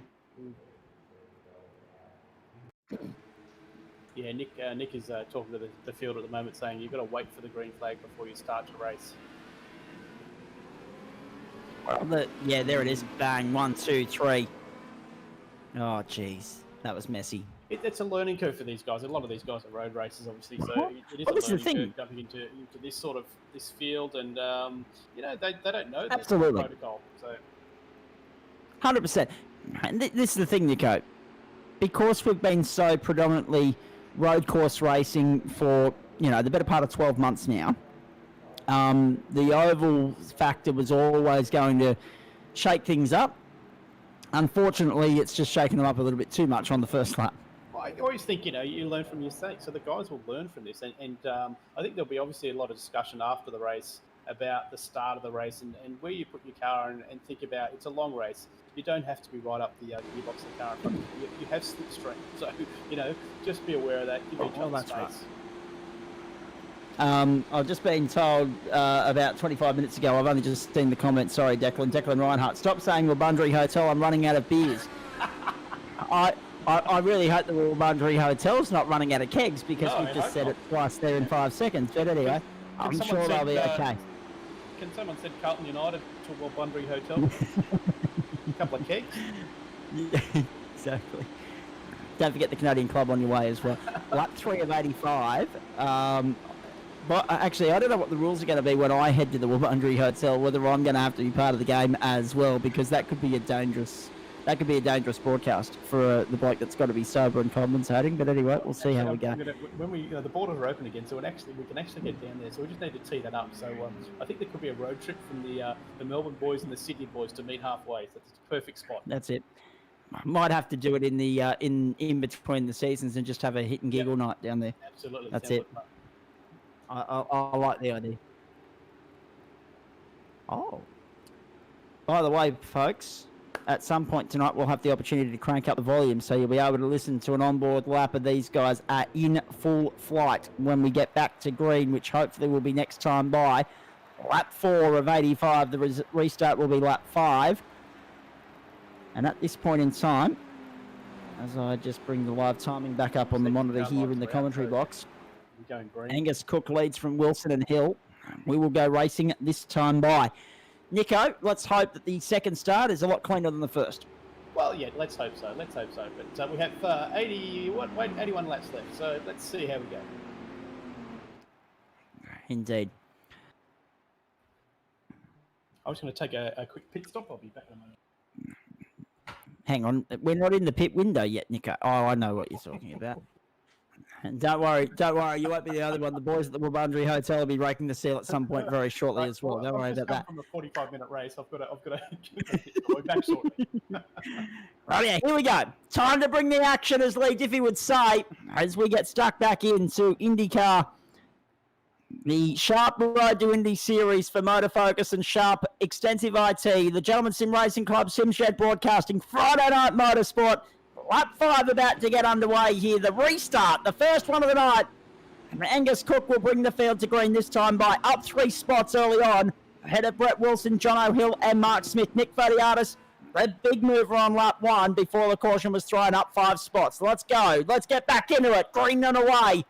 Angus Cook will bring the field to green. He hit the gas. It got going. Left Wilson behind. Away we go. 3 wide further back in the pack. Look at that. Brilliant stuff. Side by side there to the first corner. You will see a bit of that tonight. That's the beauty of IndyCar and oval racing. The aerodynamics of it, the slipstreaming effect, as they stretch across the back straight in Michigan.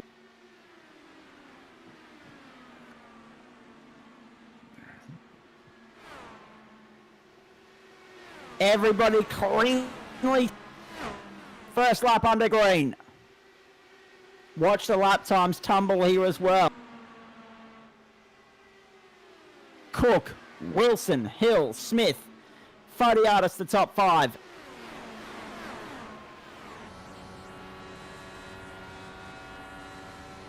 In fact, that will have changed. I apologise. My live timing's just having a little bit of trouble catching up at the moment.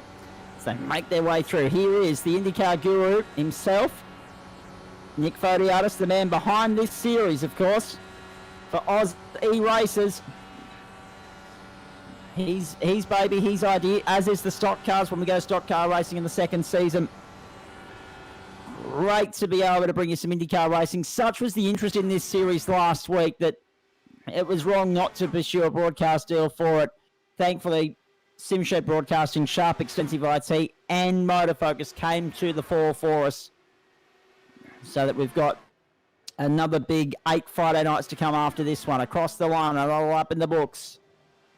And Cook still doing a nice job out in front. Wilson and Hill further back. Brady McHugh side by side trying to get down on the inside of Mark Smith, and does that nicely. There they are. A couple of cars rejoining the circuit as well from the pit lane. It's a pit lane, a hub of activity here right now. Partway through the opening stanza of this race. 57 minutes and 18 seconds on the clock, but again, I don't think that's going to be an issue. We'll get the 85 laps in before the clock expires, I would suspect.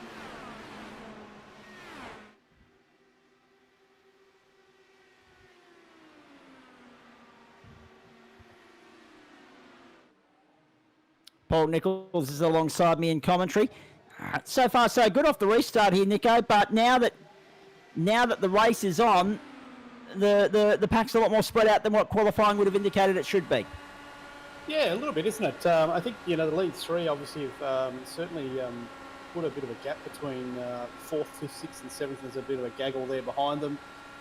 Look, that can be caught up though. Obviously, a bit of slipstreaming, a bit of work together, and that the pack behind, if they work together, they'll certainly be able to catch these guys. So let's see. We're very early days. Already a lot of cars from 16th Michael Angus all the way down. Already at least a lap down. Adam St. John 7 laps down, so forget about that. He can go back to tending the bar at the Wabundri Hotel.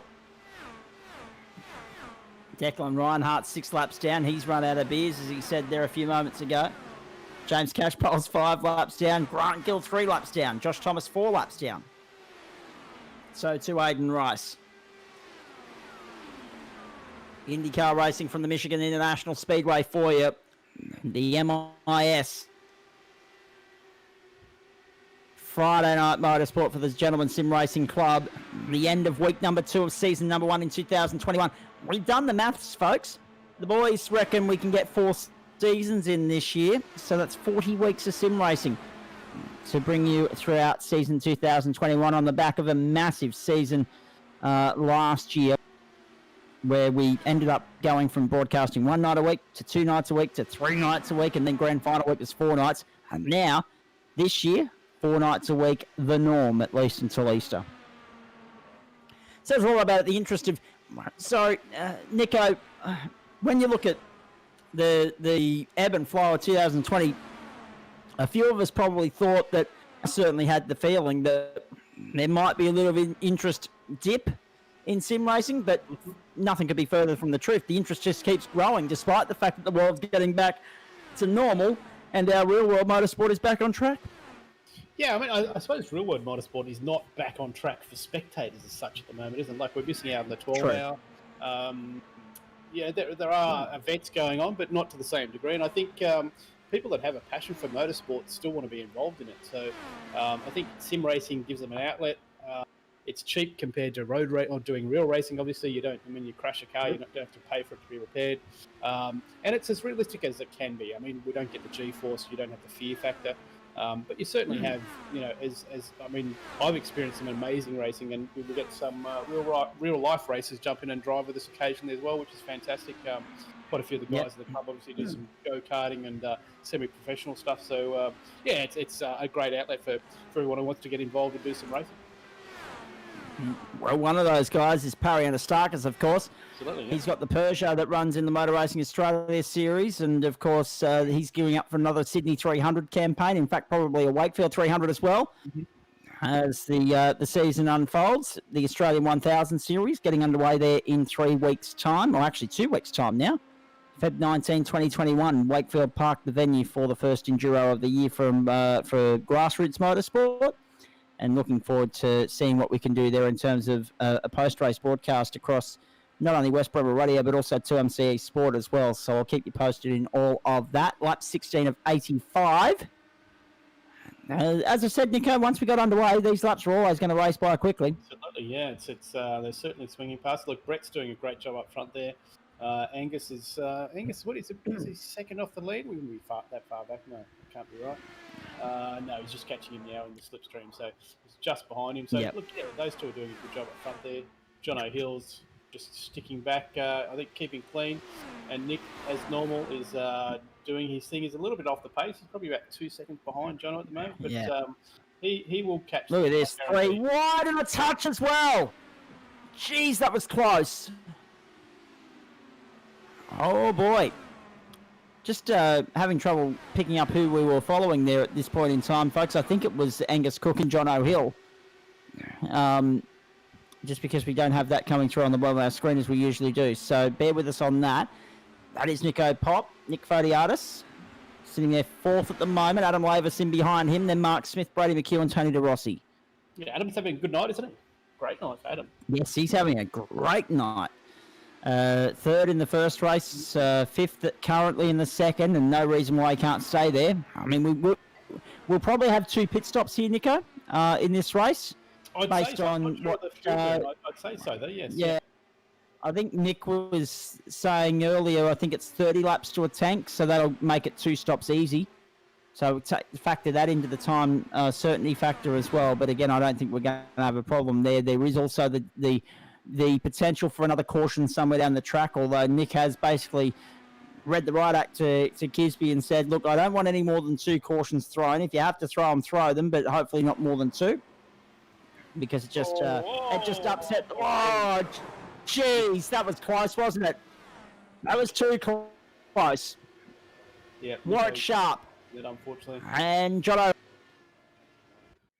And Nico Pop, Nick Fodiatis, he's ended up in there as well. Here's a replay for you. Is that Warwick? Yeah. So Warwick no. Warwick Sharp, and he's ended up coming up onto the racetrack. Yep. Missed everyone, but then as he's come back down, he's collected 1, 2 more. Jeez. Unlucky. But everyone taking this opportunity to dive in now. Brett Wilson's in. Angus Cook's in. Green flag still flies, so there's no caution yet, which is surprising. Wilson, Cook and De Rossi have, however, pitted. probably all thinking there would be a caution. There wasn't, and that now puts them out of sequence.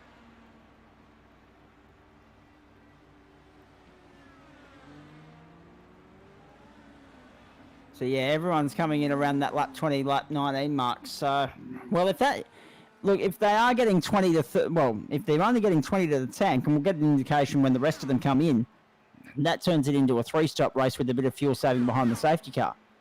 But I think they've all jumped the gun thinking that a caution was going to get thrown there when Warwick Sharp went round. And in a real world event, yes, it would have. Yeah, no correct. questions about that. Yeah. But we're not in the real world. That's the problem. That's the difference. Well, Nick set the server up and the rules that there's 2 maximum, none in the first 5 and none in the last 10, I think. But that first lap incident, I had to throw one. It was just, I think the race would have been ruined for quite a few people. So, yeah, exactly. Sharp intro to Indy with Motor Focus for you. Friday Night Motorsport for the Gentleman Sim Racing Club, and Mark Smith in the lane. There he is on pit road. mm-hmm. Jamie Turtle Welch, we're getting an off-track alert for as well on our screen here. So let's have a look at this. Oh no! What a shunt! That is 3 cars involved in that. It's starting to get a little bit silly out there now, Paul Nichols. Yeah, there is. I mean, obviously, I think there's a lot of inexperience here. As we said earlier, these guys are more road races than oval races. You think about 85 laps around here. I'm just looking to survive for the first 80 and then race for the last 5. Yeah, exactly. I mean, and it is a fight for survival at the moment. Don't worry about that. Jeez. Angus Cook out in front at the moment, doing it easy from Nick Fodiatis, Brett Wilson, Brady McHugh. Everyone's been in around that lap 19-20 mark. So has this all of a sudden become a 3-stopper? Is that the game they're now playing? Who knows? Maybe Suggestion would be that they've only taken fuel, not tyres, because of how short the stops were. I'd say so. Yeah, I think maybe maybe a perfect, not an opportune time to get involved in an incident. But Nick went straight to the pits after he was involved in that incident with Warwick Sharp, and he's back in P2. So maybe that's everyone's done the same strategy. Pit lap 20 around that point. So no doubt he would have also used his fast repair as well. Yes. Yep. How could he not? No, we'd lost a front tyre or front wheel, so luckily they're tethered. So. Exactly. Angus Cook from Nick Fodiatis, 1-2 at the moment. Brett Wilson, 3rd. And lap 25 is what we're circling at the moment. Good to have you company wherever you're tuning in. This is Sharp Intro to Indy with Motor Focus for you for the Gentleman Sim Racing Club on SimShed Broadcasting. Proudly brought to you by Sharp Extensive IT and also Motor Focus Scale Models. Great to have those guys on board in as new club sponsors. We've got to stress as well in 2021, and there are a few new sponsors, not least, of course, our great friends at the Walbundry Hotel. Correct. They're on board as a new sponsor this year. The club going from strength to strength this year, Nico. We're going to be in so much strife tomorrow, but hopefully Adamson will keep supporting the club. There's no doubt about that. Well, hey, look, if people are keeping buying beers at the pub, I mean, God, he's got to be happy, hasn't he? At Walbundry Hotel. Exactly right. That's exactly right. The fact of the matter is, though, that it just goes to show that if you put on a good product, you put on a good show, which the Gentleman Sim Racing Club does. That's before it gets to a broadcast point. The rest is up to us, of course, when it does get there, and we apologise in advance. But the fact of the matter is that the interest is there, and purely and simply, I think when we introduced IndyCar to Friday night, and it wasn't getting broadcast, that's what immediately drew the attention of Sharper Motor Focus. The fact that those guys came to the fore to say, look, do what you have to do, make Friday night happen, that's a big thing. Absolutely. I mean, without sponsors, we can't produce a broadcast. The sponsors allow us to run the servers and pay broadcast costs.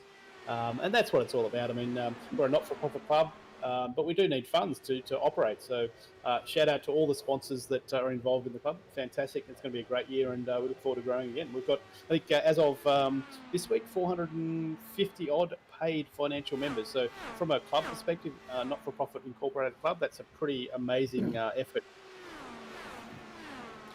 9:15 on a Friday night, wherever you're tuning in all around Australia. That's Eastern Daylight Time, of course. Stuck on that Queensland.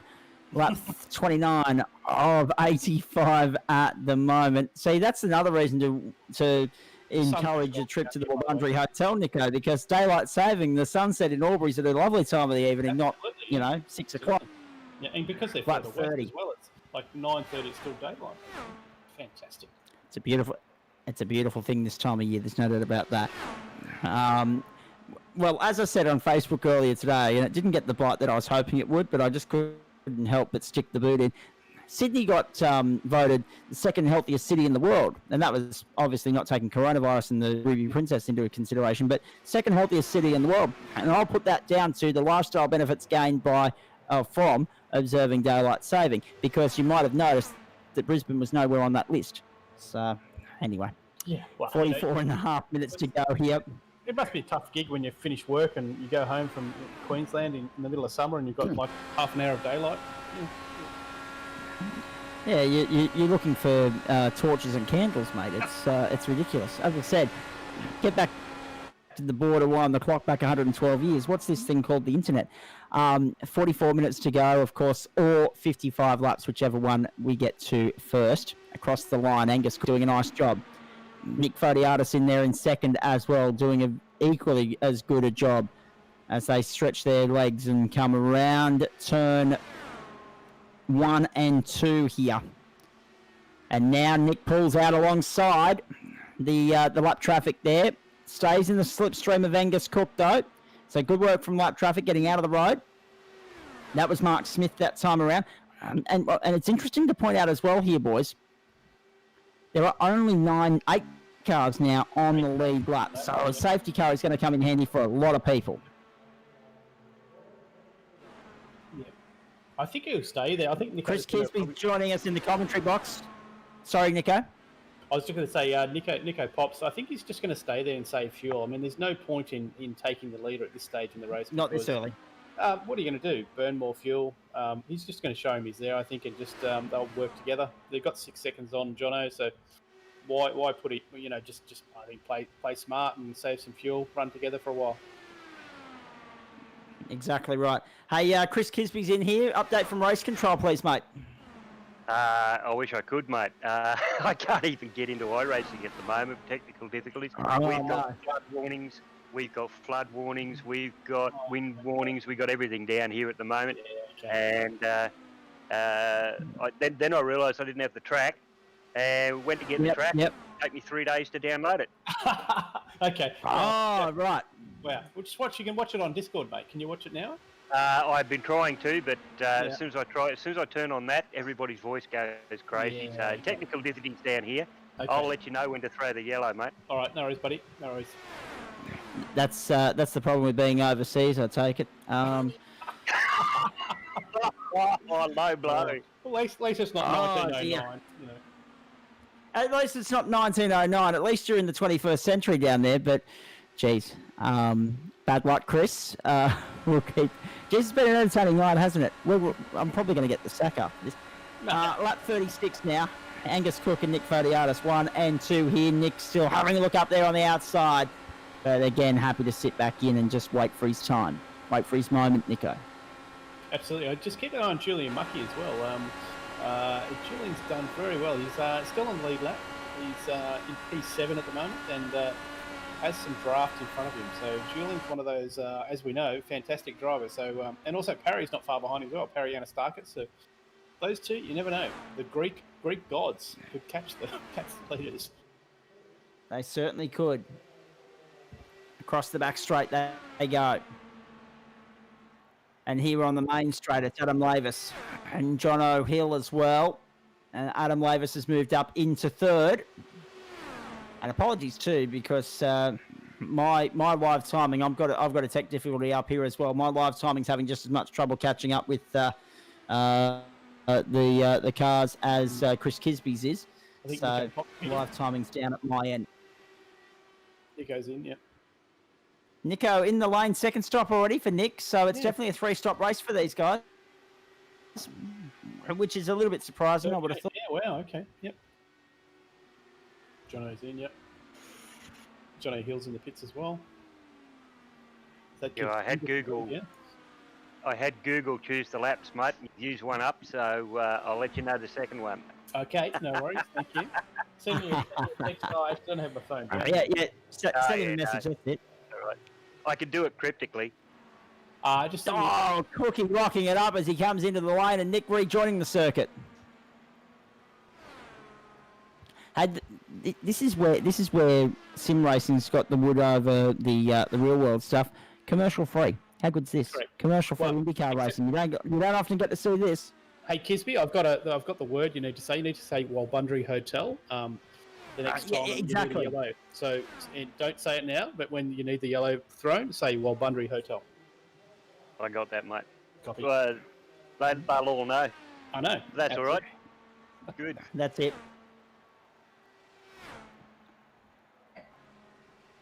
Brilliant stuff. Nick's in fourth. Adam's in the pits, I think. Yeah. Adam Lavis in the lane right now. From the lead. Pit lane quite busy, as you can see at the bottom of your screen there. The 3 or 4 cars that are in.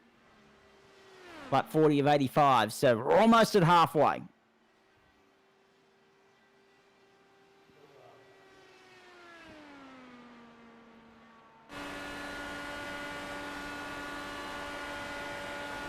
I like your code word style, Nico. That's very nice, mate. But let's not forget at this point in time also, we should mention all the other great people. Rockdale Volkswagen, of course, main sponsor for the Porsches, which you saw last night.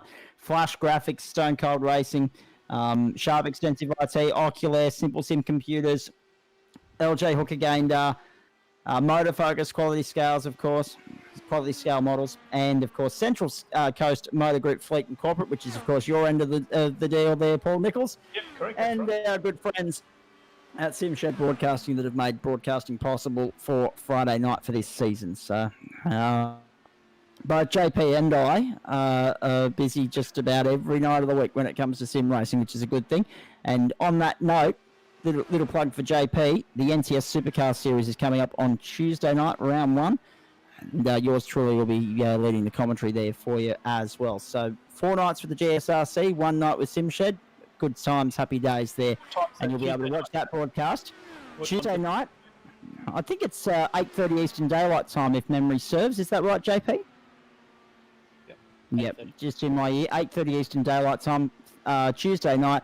It is, of course, you'll see it on Real Sim Racing Australasia and also SimShed Broadcasting. So keep your eyes out on Facebook for all of that. Half race distance here.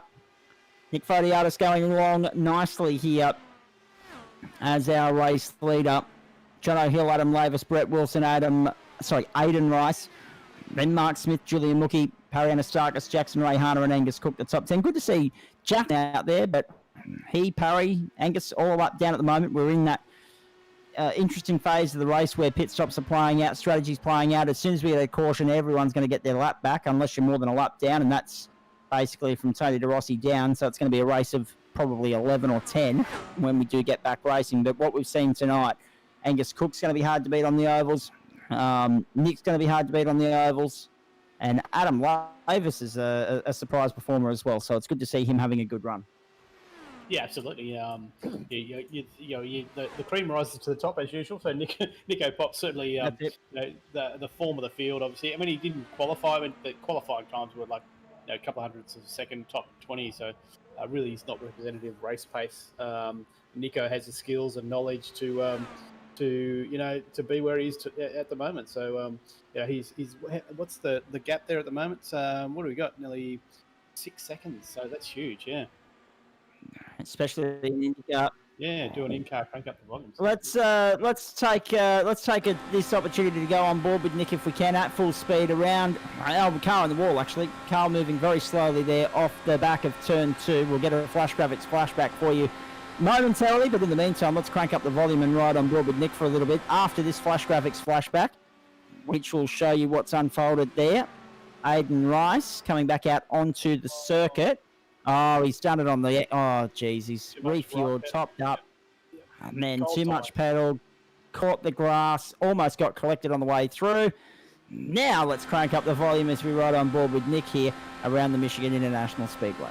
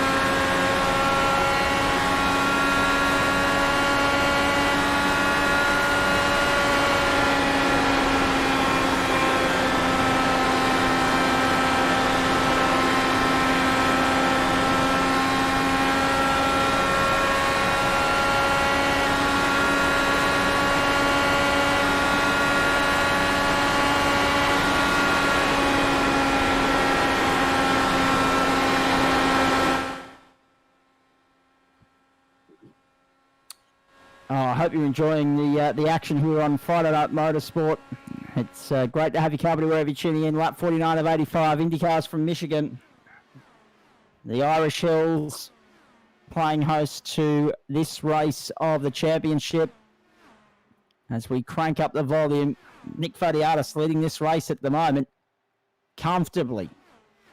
10th on the grid, leads the way. There is still a pit stop to come. There is still a safety car to come here as well, folks. If there's no need to throw the caution before a certain number, I'm not going to give it away. There will be a competition caution thrown somewhere around the three-quarter mark of this race. So I'll let the mathematicians work out what that means. Lap 50 of 85. And Nick Fodiatis leads from John O'Hill, Adam Lavis, Brett Wilson, and Mark Smith here. It's the sharp intro to Indy with Motor Focus for you on a Friday night. And Nico, to be fair, these guys that are struggling tonight, like what we see when we go road racing, and like what we've seen over the last 12 months, they'll slowly improve as they get the grips with the ovals. Absolutely. I mean, it's only early days for the Oval Series, and the guys have to. I mean, it's all about experience and spending time in the sim and time on track. I don't think. I mean, you talk about doing endurance racing, so endurance racing and GT3 racing, you can't just jump in and do 10 laps and think you're going to be on pace. It's not going to happen. So, trouble! Yep.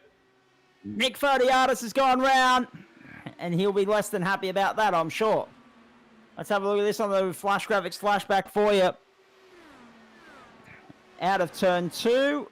Oh, all on his own. That's what makes it worse.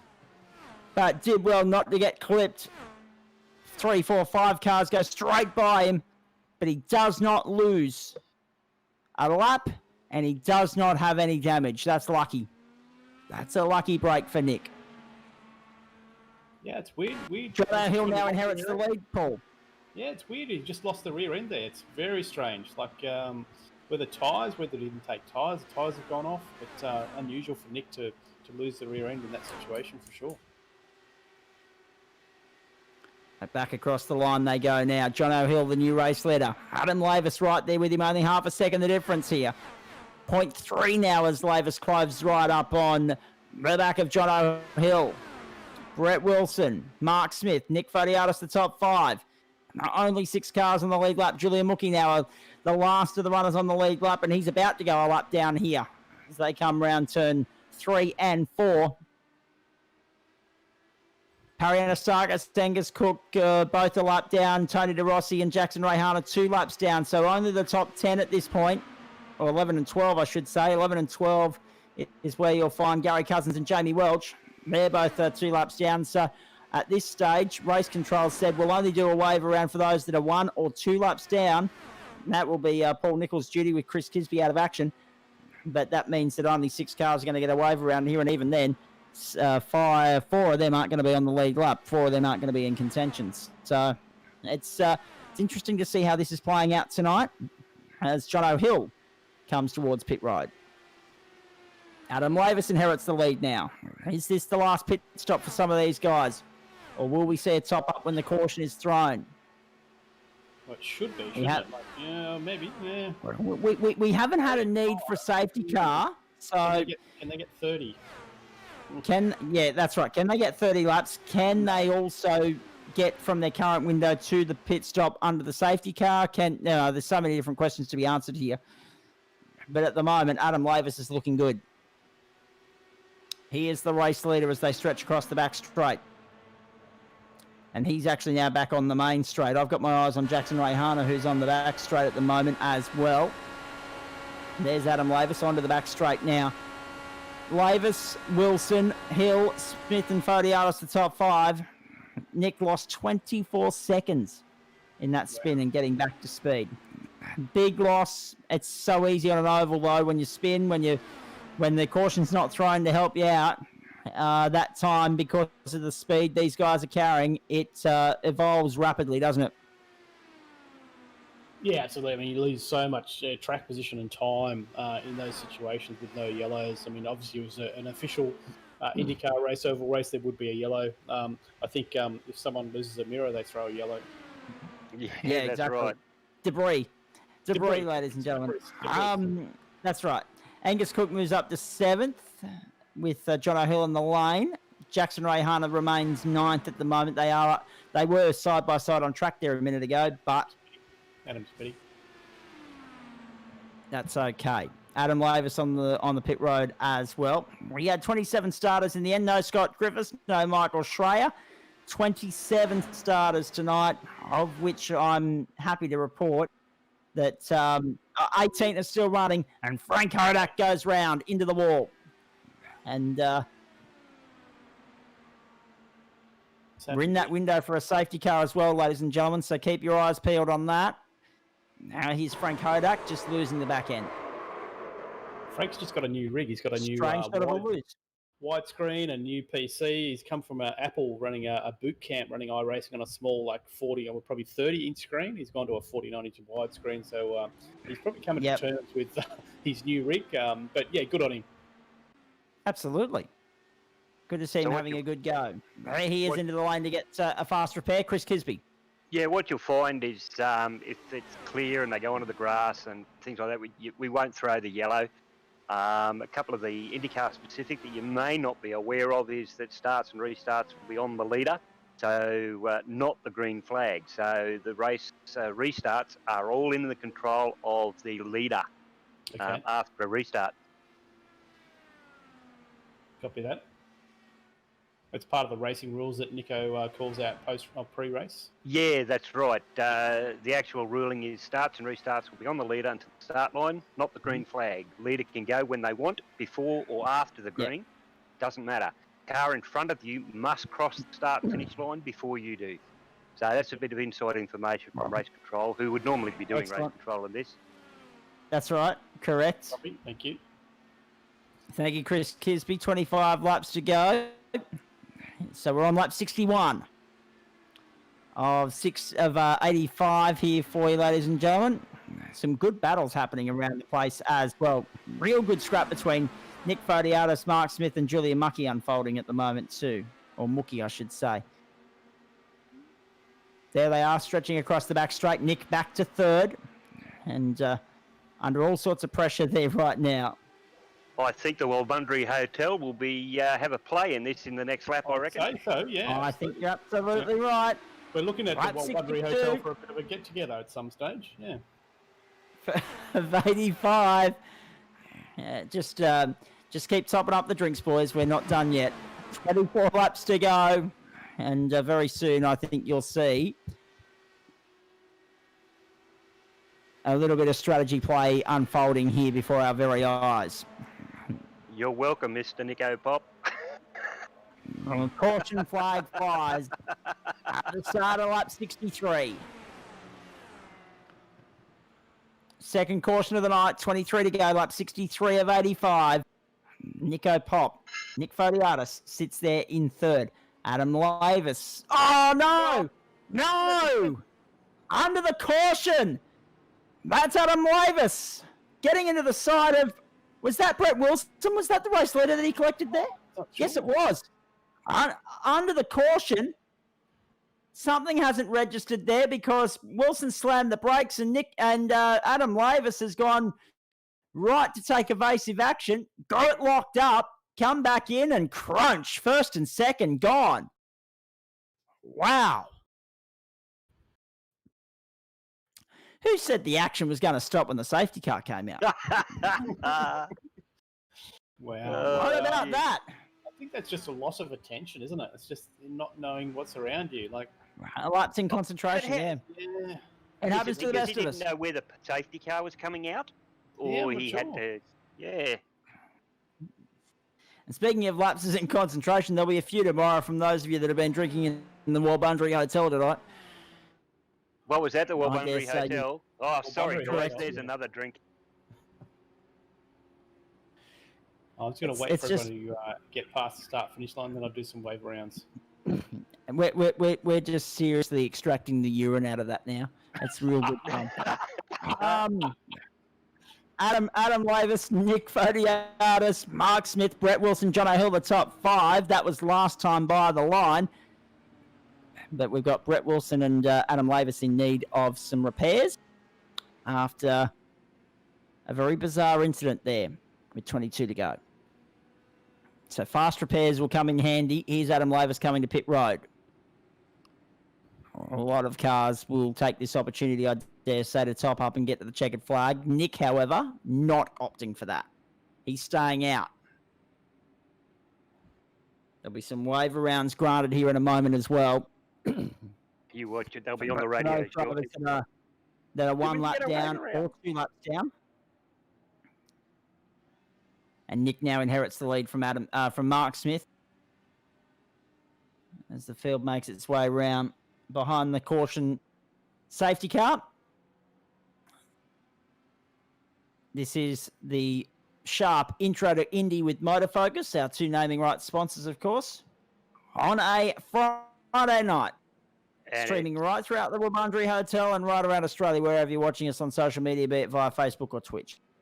And it will be well noted that this is the last yellow flag. I reckon we will have no yellow flags by the time they get round. There's only 2 per race, so Correct. they won't get another yellow. So make the most of it now, guys. And to be fair, Chris, the first one had to be thrown because of that catharsis on the start-finish line. Yeah, well, I missed all that. Well, half your luck, because there will be a few people that will be hoping that will be a bit annoyed that they didn't miss it themselves, actually. Yeah, I'm just so angry with Telstra at the moment. It's just well, they can't do anything about the weather, I suppose. Well, that's true. That's true. They've been warning us Telstra. about it all day, though. Australia's great little international company.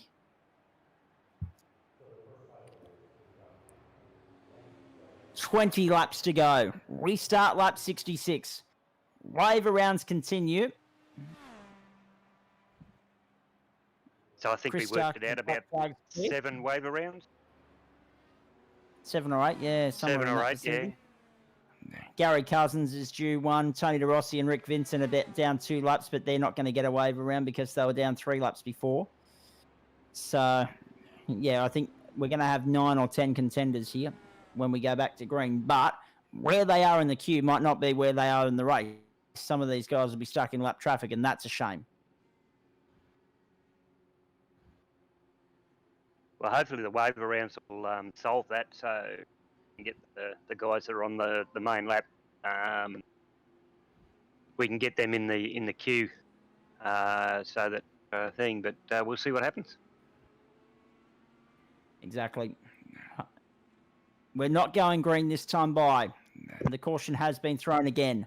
So that'll bring us out for an extra lap. And that will make it 18 laps to go when we go green, not 19. So we'll get back underway on lap 68, not 67. Really hope you're enjoying our coverage. Stick around, folks. Post-race show still to come. And extra incentive for anyone that wants to mention the words Warbundry and Hotel in quick succession tonight in that post-race show. Just for the benefit of our great sponsors down there, Adam St. John and his team.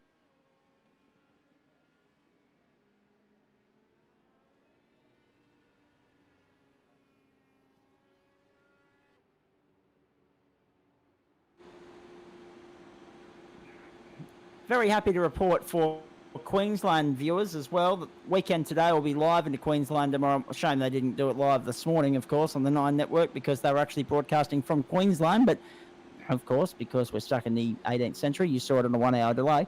But tomorrow they're broadcasting it live because of the revised schedule, the ATP Cup kicking in at 9 a.m. So you'll see weekend today from 6 a.m., not 7, as we get ready to go this time by. Pit stop sequence done for most of these cars now. This is a fuel up and get home sort of race. Adam Lavis, John O'Hill and Nick Photiadis with the ladder in the lead. Oh boy, talk about pressure. There's plenty of it forming here, mounting here for the last 18 laps of this race. The field is in the control of Nick Photiadis, who will bring us to green this time by. The race will be back on. And it will be the run to the checkered flag. The pace car will pull off.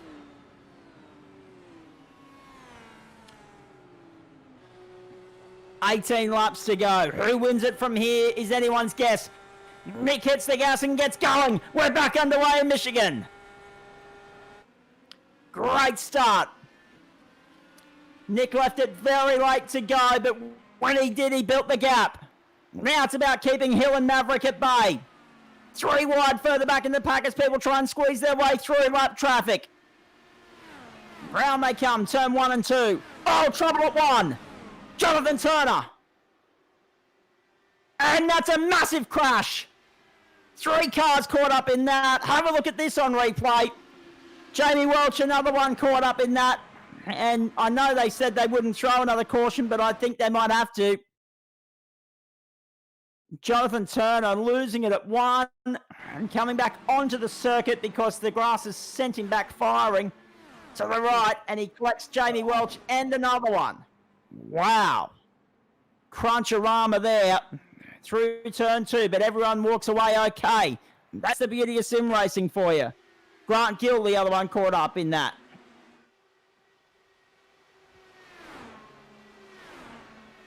Oh, it's all happening here. And now look at John O'Hill all over the back of Nick Photiadis. They're side by side almost on the main straight. And Hill tucks back in. 16 laps to go. Now he goes to the inside. Hill's going to take the lead away from Photiadis right here, right now. Change of lead, not for the first time tonight. And Nick is now on the back foot all of a sudden. I can see Nick actually is doing the high line, so he's saving tyres, conserving tyres, doing the high line.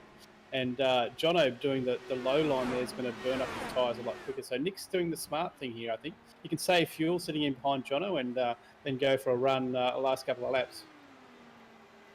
Well, I do believe you've got teammates carrying out for the 1-2. A long way to go here.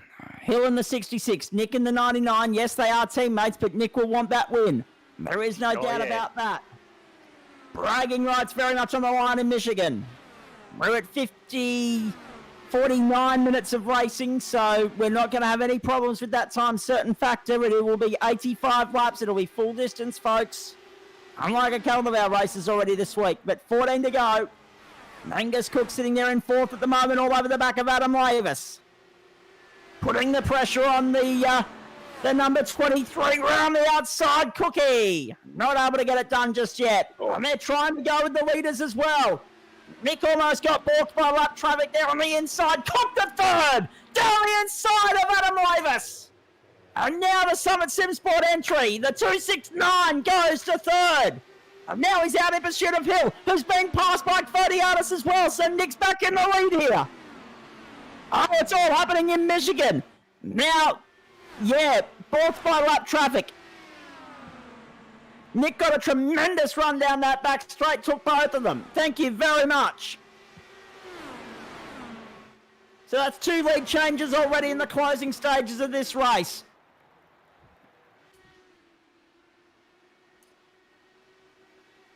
Oh, Nick's dropped down to third here. Cookie's moved up to second. He goes up on the inside. So we're going to have another lead change here. That's 5 already in this last section of the race. Angus Cook to the lead now on the inside at 1. And don't count Adam Lavis out of this either. There comes Hills trying to fight back on the outside down the back straight. Oh, trouble. Joe Hill has clipped the wall on the exit of 2. Well, what will be the damage, the invoice on that? Will that compromise the rest of his run? No, he's good. He's good. Oh, boy. Yeah, net code. It's all good. Wheel's still on. Look at Jackson Ray Hanna lurking in the distance as well. 0.8 of a second separates the top 5. Ray Hanna around the outside of Lavis to go to 4th. And there are still 11 laps to go.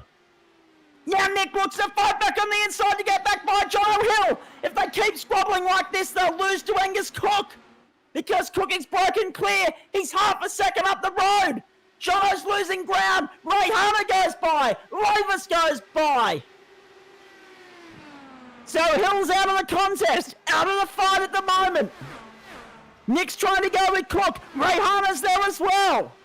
Back in behind him is Adam Lavis. The top 4 separated by 1.4 seconds at the moment.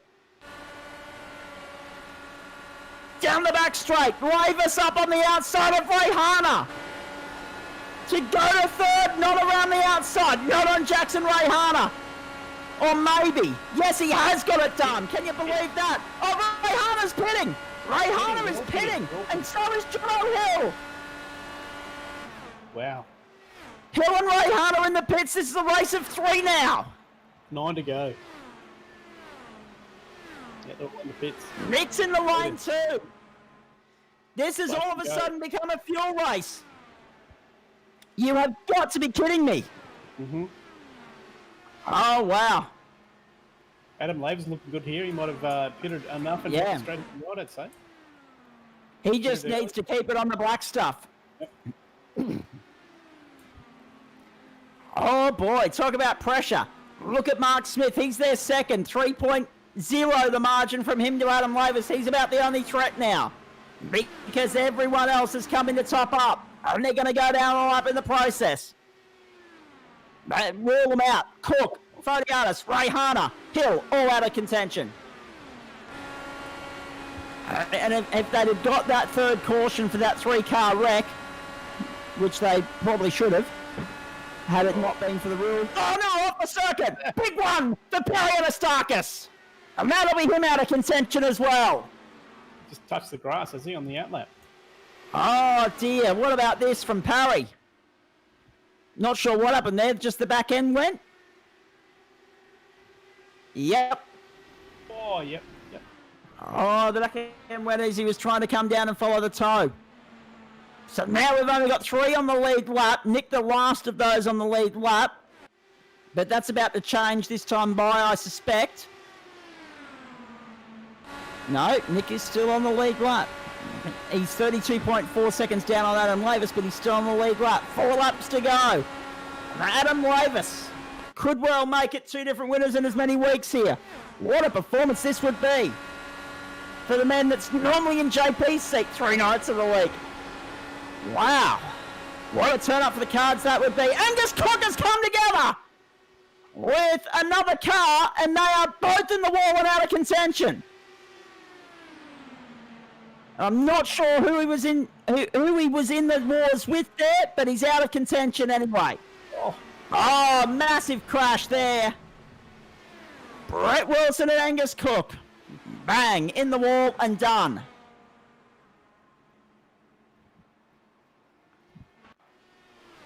Oh, take a breath, ladies and gentlemen. This is just extraordinary. 4 laps to go this time by the line. Mark Smith catching up on Adam. Turning into Yeah, a race of Mark Smith's attrition close here. up on Adam Lavis. All right, watch this. Yep. Still side by side, bumping. Right there, John O'Hill and Angus Cook. Or is it Jackson Rayhana? I'm not sure which one it is. But it's one of the Summit SimSport entries. And soldiering on with wheels flying all over the place as well. Here's Adam Lavis coming up on the lap traffic. Do not get caught up in an incident, mate. This race is yours for the taking. Oh, Jeez. Talk about class acts. This is fantastic racing, this. Oh, only 0.2 of a second, the margin between Lavis and Smith. Smith's right there. They've just got to clear Rayhana. If they can clear Rayhana, we've got a clean run to the flag. 2 laps to go next time by the line. What does Smith do? Can he deny Adam Lavis a victory here? I wouldn't want to be in Adam Lavis' shoes right now. I really wouldn't want to be. So they cross the line, 2 laps to go. Look at the traffic. It's John O'Hill. It's Nick Fodiatis. They're all there. Mark Smith right on the tail of Adam Lavis, the margin, 0.1 of a second. Now he's up on the outside. Look at this. Side by side for the lead of the race. Halfway down the back straight. Smith on the outside. Lavis with the toe on the inside. Lavis with the line. He's going to lead them back to the strike, and we're going to have 1 to go in Michigan. Lavis leads them across the line. Will lap traffic get in the way, or will this be a clean run to the flag? White flag in the air. Through turn 1. Lavis doing all they can to hold Mark Smith at bay here. What a performance it's been from Smith as well. We'll get to that in a moment. Stretching across the back straight for the last time. Look at this. Adam Lavis, last turn, checkered flag. His brother's been to victory lane, but he hasn't until now. Adam Lavis wins sharp intro to Indy on a Friday night. What about that? well done, Adam. Well done, mate. Adam. Well done, Yeah, mate. cracker. Well done, boy. Adam Lavis gets the job done in Michigan in the sharp intro to Indy. What about that? What a cracking race. It said intro to Indy at the top of the screen, but I think Nick wanted road to Indy, but it doesn't matter. Adam Lavis is the winner.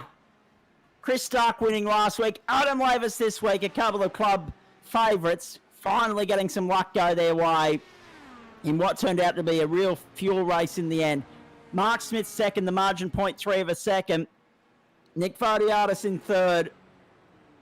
Then Julian Mookie, Jackson Rayhana, the top 5. Rayhana was the first to lap down in the end. Everyone else more than a lap down. And now Adam Lavis can go and celebrate victory. What a performance that was in the end. There they are. Shocker for Starkey, up winning last week, 16th this week, 6 laps down. Yeah, 0.3 the margin. There, Zach. Yes. Oh, mate, I'm going to need him. Don't worry about that. Adam Lavis, Mark Smith, Nick Fodiatis. Then we go back to Julian Mookie, Jackson Rayhana, Gary Cousins, then Rick Vincent, Angus Cook, John O'Hill, and Tony De Rossi, the top 10. Parianastakis, Paz, 11th in the end, 4 laps down. That shunt late in the race, not helping his cause there. And you go back to Matt O'Grady, Jonathan Turner, Brett Wilson, Aidan Rice, Chris Stark, Frank Hodak, and Jamie Welch. That's the top 18. Over the page, 19th was Grant Gill, but he was a retirement. So was Phil Bissett, James Catchpole, Brady McHugh, then Josh Thomas and Warwick Sharp, with Adam St. John, Michael Angus, and Declan Reinhardt rounding out the field. Really good racing, really good stuff. I'm pleased for Adam, Paul, because at the end of the day, he doesn't get much time to sit in the sim. No. And on one night of the week he does. It's starting to pay off for him in dividends. He's had a fantastic night. Podium in the first race and P1 race 2 in the Indy cars. Seriously hard car to finish in this track. Even to finish, I'd be stoked. So, to have a P1, well done. Excellent stuff. We'll hear from some of these drivers in just a moment, ladies and gentlemen. A fair bit of comment coming from Declan Reinhardt already. Paul, you've probably seen it as well, about the green flag rule at the start of the race.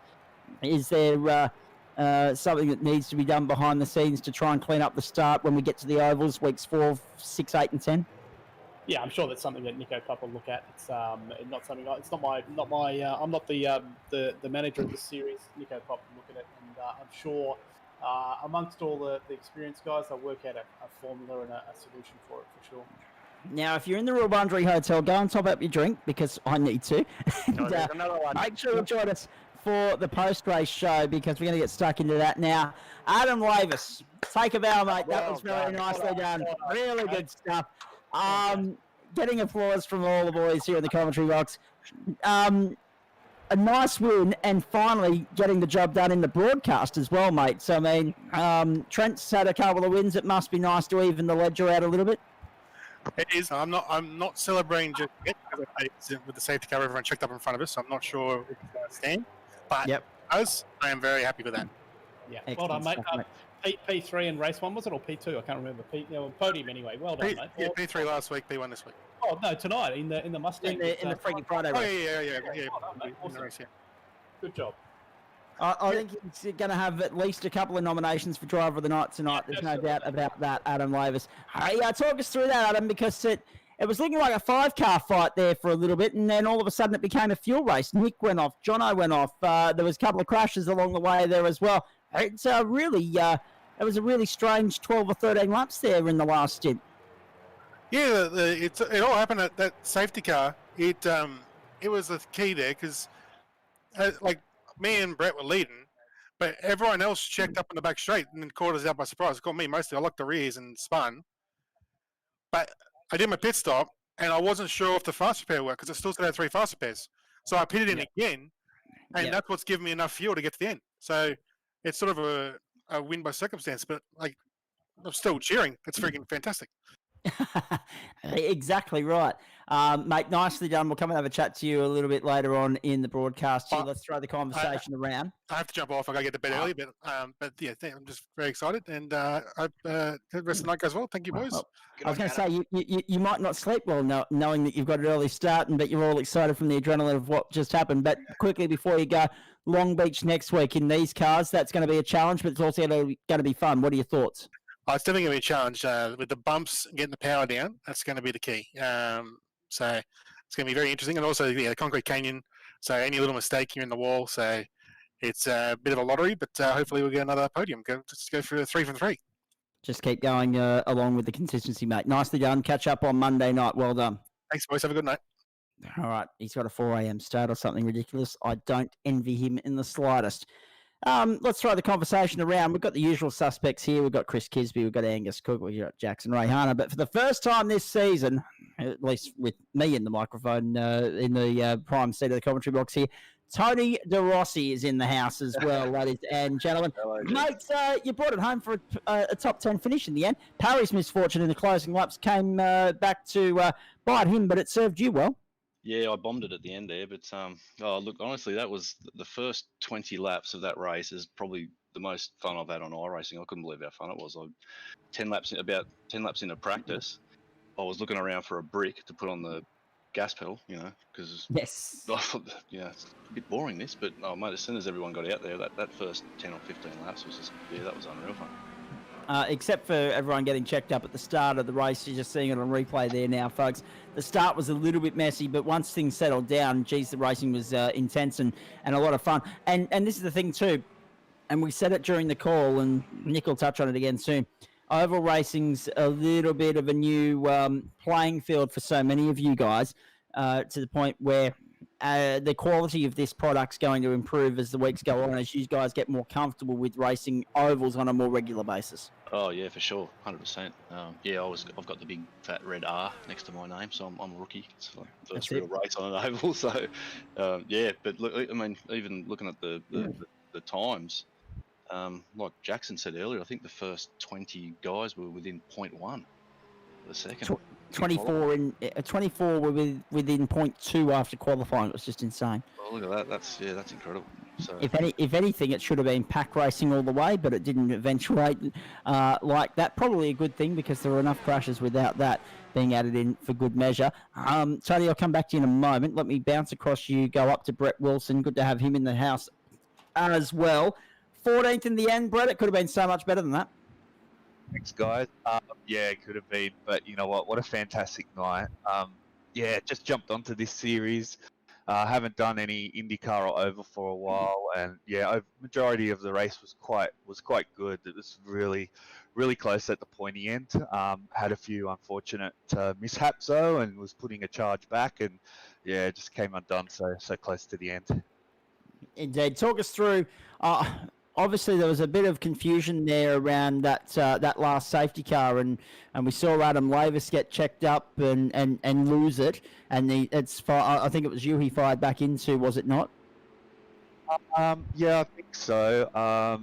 I think where my race came undone was under the safety car. I checked up and then got hit and made my way back to the pits.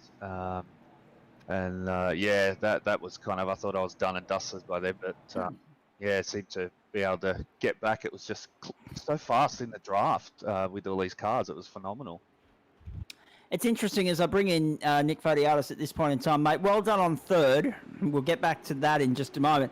It's going to be interesting watching the competitors go from road to oval week in, week out, when we know that the real world IndyCar series, it's a very dominated road course, street course series. Not so here. It's an even split, and already it's proving to be very popular. Yeah, look, fantastic racing by all. The IndyCar series, with all the attention with those those 3 guys from various series are attracting attention to it. Plus, the mixture of oval and roads, I think it made it very attractive for a lot of people. Indeed it has. From the perspective of, I'll come back to Brett in just a moment, from the perspective of your race, Nick, it could have been a W there in the end, if we're fair. The reality is that it looked like it became a fuel race in the end, and you were just on the wrong side of the fence there. Look, you got to take a risk to do something different, because it was. I honestly thought it was 30 laps, and then I looked at the fuel's only half a tank, which was only lasting 15 laps. So I got my calculations wrong, but everybody, I guess, fixed it up after the first stops. But look, congratulations to Adam. Is he in here? Oh, he's already spoken and gone, mate. He's got an early start tomorrow. Early start. Okay. Congratulations to Adam. It was, well driven. You had to use your brain in that race. You couldn't just go flat out the whole way. No. As I think we all found out, the car gets a mean push when it's in behind somebody, so you had to get your car half a lane out of the draft of the car in front, lift and coast, or lift a bit through the corners, use your in-car adjustments like your anti-roll bars and your weight jacket to help you out. And it was a thinking man's race. It's not as easy as it looks. But people think that oval racing's easy. It's not. No, it's not. I'm going to come back to you in a moment. Paul Nichols, you're about to go. Thank you so much for your expert comments tonight. What final thoughts from you? And obviously, if it's not Adam, who's your driver of the night? No, I think we've actually missed the boat there with Nico. He did send me a message saying he was going. I think he's already gone. So that's okay. He's just going to sit there in Discord looking like he's present, but not be for the rest of the night. That's okay. Let's throw the conversation around here. Angus Cook, Jackson Rayhana. A couple of stories and a couple of cases of what might have been. Jackson, you were the first car up down in the end. You had the potential to get in the way of that fight for first and second at the closing stages, but you didn't, mate. Nicely done.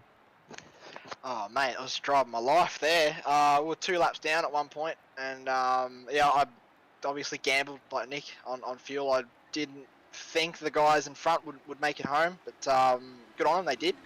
But yeah, just to be in the fight there at the end was a small miracle. Like that last safety car was pretty much bang on perfect. We strategized it so we made up basically 2 laps in that safety car.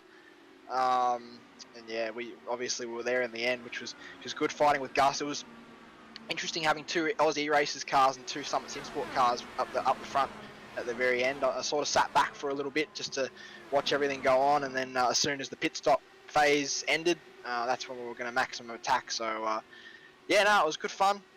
Good start to the ovals for me. I think Adam and I are now pretty close in the championship, which is good. and so is Nick actually with that result. So it's shaping up to be an interesting championship. These oval races are going to shake it up.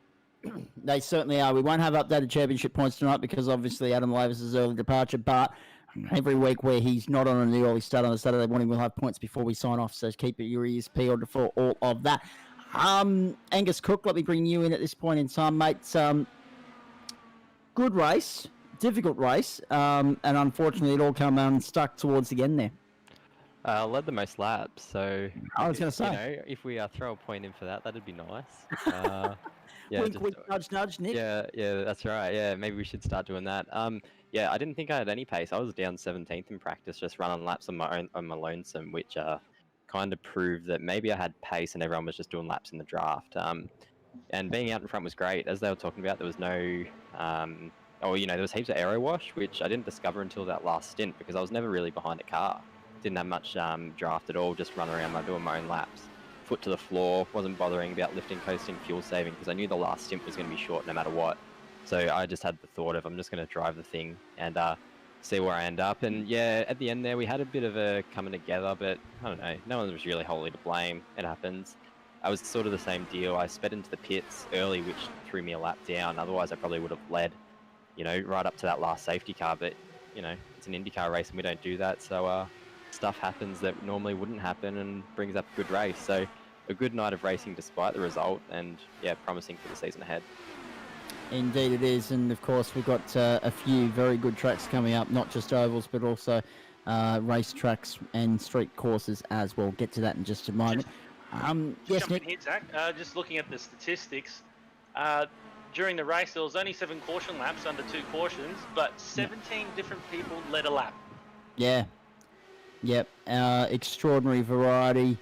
Helped by obviously the cautions, helped by pit stop sequences and everything else. But let me rephrase: 17 lead changes. 17 lead changes, yeah. About 7 or 8 drivers there. So yeah. Yeah. Extraordinary statistics for a field of this quality at 27 starters in the end. So no, excellent signs for this series going forward. And I think. Would it be right? I mean, Jackson, we all love the stock cars on a Friday night, but now we've got a new love with IndyCar, and it's not just because the racing is totally different, and also as been evidenced by what we've seen thus far, a little bit closer as well, but also the massive vibe around IndyCar, around the arrival of Scott McLaughlin, the return of the arrival of Jimmy Johnson, the arrival of Romain Grosjean. There's a big vibe on IndyCar right around the world at the moment. Oh, absolutely. I've always loved the series. I've always been a big Chip Ganassi fan. Yeah, look, it's different to stock cars, but it definitely favours me. Like, I prefer wings and slicks, as you know. These cars are some of the best wings and slicks race cars you'll find in the world. And so I don't really have any excuses anymore. These are my kind of car, and it suits me, my driving style to a T. So, yeah, bring it on. I'm really excited for this series. The last 2 weeks have been really enjoyable. Indeed. We're already past 10 o'clock, so we'll wind this up towards the 10:30 mark for you, ladies and gentlemen, wherever you're tuning in around Australia. Good to have your company. It's Friday Night Motorsport for Sharp, Extensive IT, and also Motofocus Quality Scale Models, and of course SimShed Broadcasting on the Gentleman Sim Racing Club. And by gee, it's been a good night out. We're reviewing the IndyCar race, the second round of the Sharp Road to Indy Series with Motofocus, and of course Indianapolis will be the final round of this championship in 8 weeks' time on Good Friday, if you don't mind. So get amongst all of that. I'll tell you what, Nick, Chris Stark's going to be a little bit peeved that his race win wasn't broadcast last week. Look, that's only. I think that's a first of many.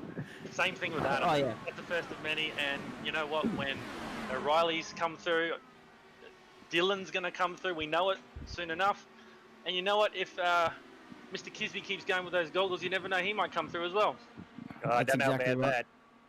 Well, less said about Summit Point for Kisby, the better tonight, I think. Brett, Sorry, Zach. Besides, Nick, you're trying to lock me into race control.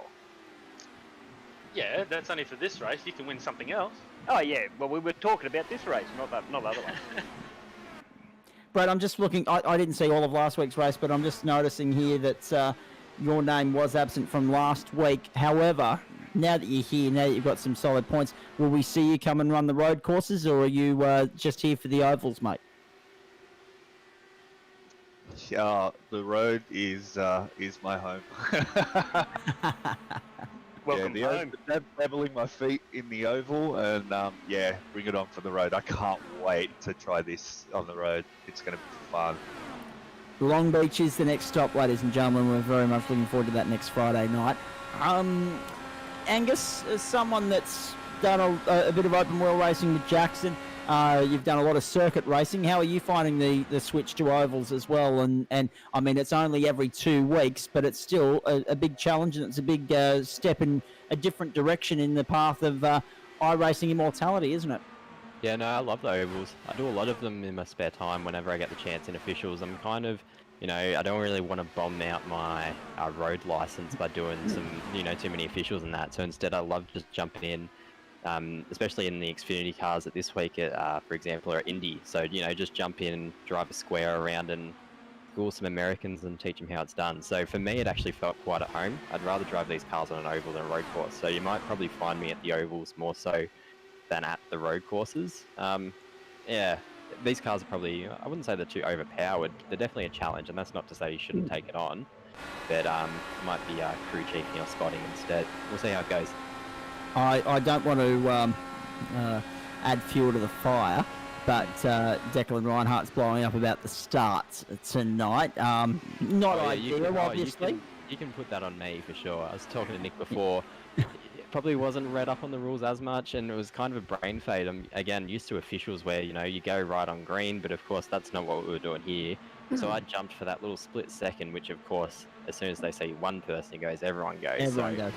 Oh yeah, honestly, I'm happy to put my hand up and say that was definitely on me. Got to read the rules. But in saying that too, Angus. Well, yeah, no, I agree with that. But in saying that too, Angus, it's not like it's not happened in the real world. I mean, everyone remembers the first lap of the Gateway race last year. Oh, that's it. It used to happen in the supercars with the old 60-60 format. So I remember we used to have terrible jump starts every weekend. So yeah, again, when P3 or 4 does it, it means back in P40 he's going to do it, and there's going to be the cars in the middle that get squeezed. Luckily enough, we had that early caution, which did bring people back, but of course it did ruin people's races. So yeah, that's probably why I got taken out at the end, probably well deserving almost, you could say, but a karma come back and got me. Yes, that 60-60 format, that goes right up there in the top echelons of the book titled WTF Were Supercars Thinking Here. Your point is absolutely valid. You'll remember it next week though, won't you? Yeah, maybe I'll just go for it. It worked for me tonight because I was kind of leading that first caution, so won't go do it again, though. Won't go do it again. I just said it to him before. I thought he was going to win the race. Well, yeah, again, leading the most laps, I felt so comfortable in the car. I wasn't sliding at all at the end of the stint. I was just running it dry, chucking tyres on, and away we went. I was only struggling really with the cold tyres, more so on lap 1 and 2 on the stint. And as soon as they warmed up, I could run high, I could run low, and right at the end there, my dad was watching my Twitch stream, telling me on the broadcast they're all running low, get lower, get lower, get lower. So even had people watching at home giving me the leg up. Yeah, well, that's it. Yeah. I knew somebody would be watching that stream. That's why we had the code word. Yeah, well, that's right. Yeah, hello everyone to the hotel. Have your drink. That's exactly right. The Wabundri Hotel. Keep going, boys. Last drinks will be called very shortly, and a few of you will be, no doubt, putting the Panadol in the cupboard ready for first thing tomorrow morning and stumbling to your car tonight, but that's okay. Grow incidents. Julian Mookie with 0 incidents. Well done. There you go. Hey, Nick, just quickly, we should get your view on the start too, because Cookie's obviously put his hand up and said, yep, that's me. But it for a club where we do so many rolling starts on, and there's the points coming up on your screen there too, by the way, folks. So we've got the bottom half of the table. We'll get the top half to you in a moment, I'm sure. Points awarded in the race, I think. Points for this race. 31 for Adam Lavis. Mark Smith, Nick Fodiata, Julian Mookie. That's based on where they finished tonight, obviously. But when you add that to the championship, it's going to look pretty good for Adam Lavis. There's no doubt about that. But in terms of the start, look, I even said it in the driver's briefing, but I always see people get run over, and the thing I was trying to prevent is people getting run over. Try and keep it nice and even, and have a nice, easy ease into the race is what I was trying to get at. But obviously, I can't ask for everything. No, that's right, exactly. But also, it's setting us up for Long Beach, because the green will get thrown, but when position 5, I think, is only coming around the hairpin, which is really stupid because you can be on the other side of the hairpin at Long Beach waiting, just waiting, and that's right. Positions 1 and 2 are already going through turn 1, and you haven't even got around the hairpin. Amongst other things, in terms of the restarts, same deal. The reason why I've got it the way I've got it is that you cross the line in that position, you have to wait till the actual start-finish line before you pass that person. So, they've thought hard in pit stops and strategy to get there. You're just going to have to wait a little bit and just get a little bit better get them better on the racetrack. Well, this is the other thing too, Nick. When you look at the standings, the rolling starts on road tracks or street courses or whatever the case may be, what makes it different on an oval? Just for those that aren't familiar with iRacing and the little nuances that go with it. It's just that I guess field of view, field of vision. You don't have a race engineer calling what they're seeing. You do have a spotter saying go, go, go, and I think that gets everybody amped and going. Yeah, just those little idiosyncrasies is just I wanted everybody to finish. I wanted everybody to have a good race and finish. There was a couple of things where people weren't holding brakes and sliding down the track, and if it was an official race, or if we had the yellows automatically thrown, I dare say 3/4 of that race would have been under safety car, and you would have been reading the news. Well, I don't mind going political on this broadcast. In saying that, as we say thanks to JP for putting the round points up on the screen there, appreciate that, mate. Thank you.